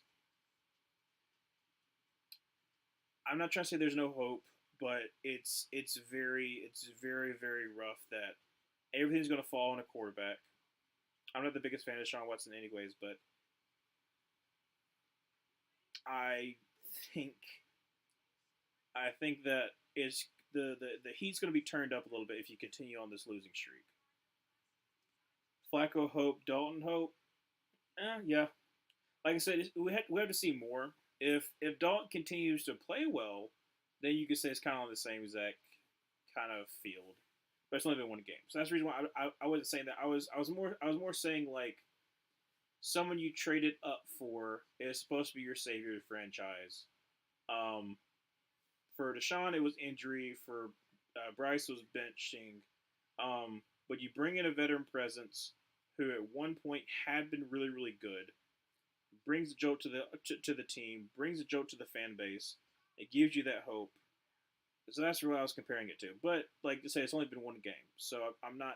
That's the reason why, like for me, I set realistic expectations that I still think we're going to lose next week. I think it'll be okay if we lose next week. I'm not like end of the world because we're going against a very desperate Bengals team to get the first win. But because we were talking about how like addicting hope can be. As an Auburn fan, I've had that a bunch of times too. Had hope for the season, and then it gets dashed, and it's like it's rough. I mean, at the beginning of the season, I had hope for the season, and then we lost back to back in embarrassing fashion. So that's the reason why, like you, it's not bad to have hope, but it's important to have perspective. I guess that's what I'm trying to say. Joe Flacco was the fourth quarterback we had. The first three got injured. Yeah, no, you had P.J. Walker, Deshaun Watson, and who was the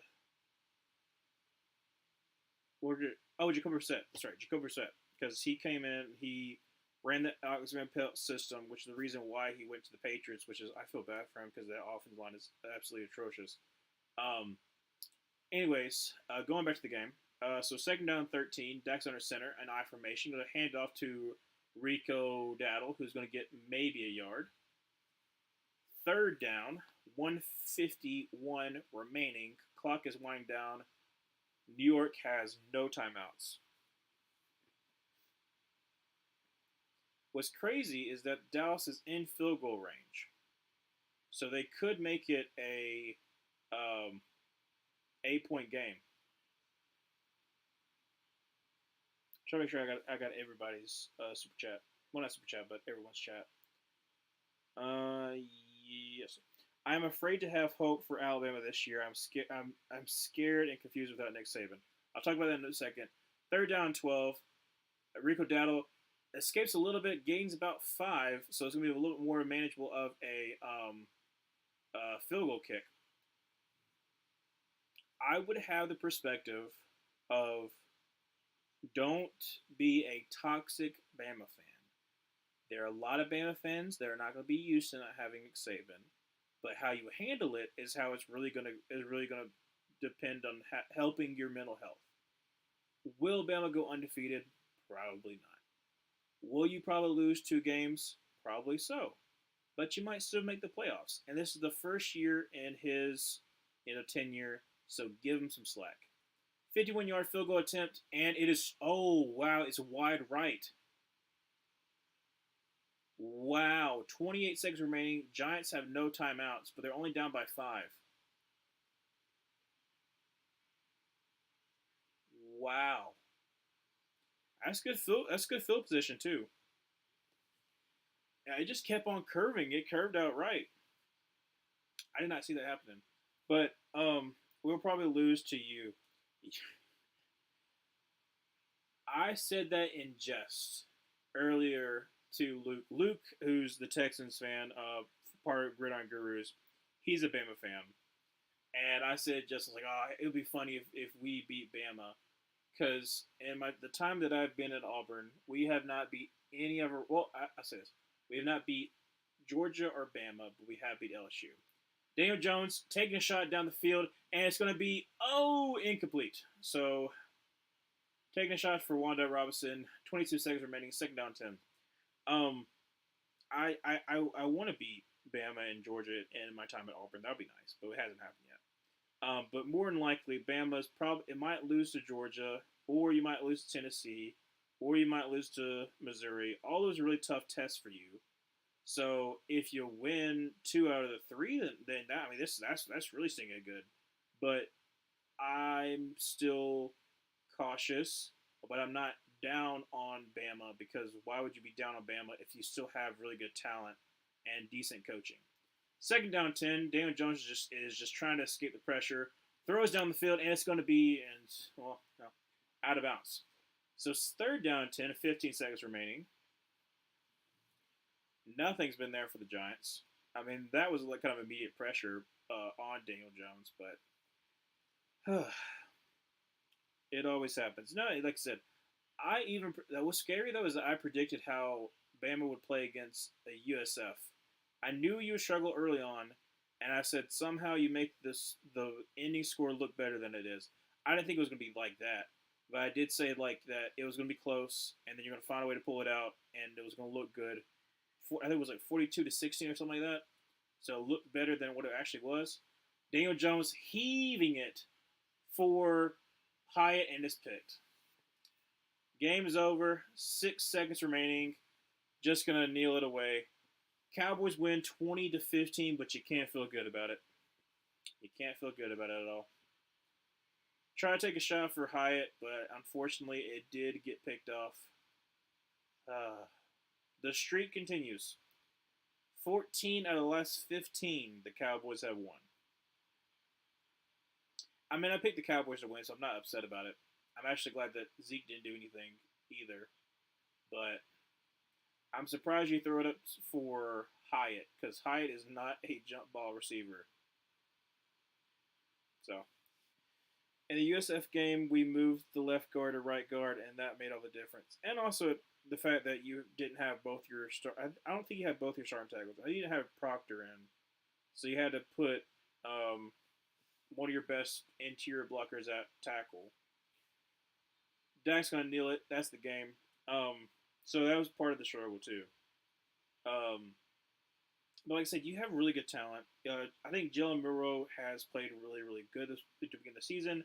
Be interesting to see how he does against the Georgia defense. I think if he continues to get better, he is a possible Heisman candidate and also potential first quarterback taken, especially in a very, very weak quarterback class.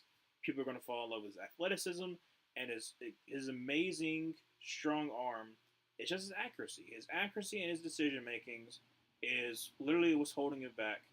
If he continues to not be a problem,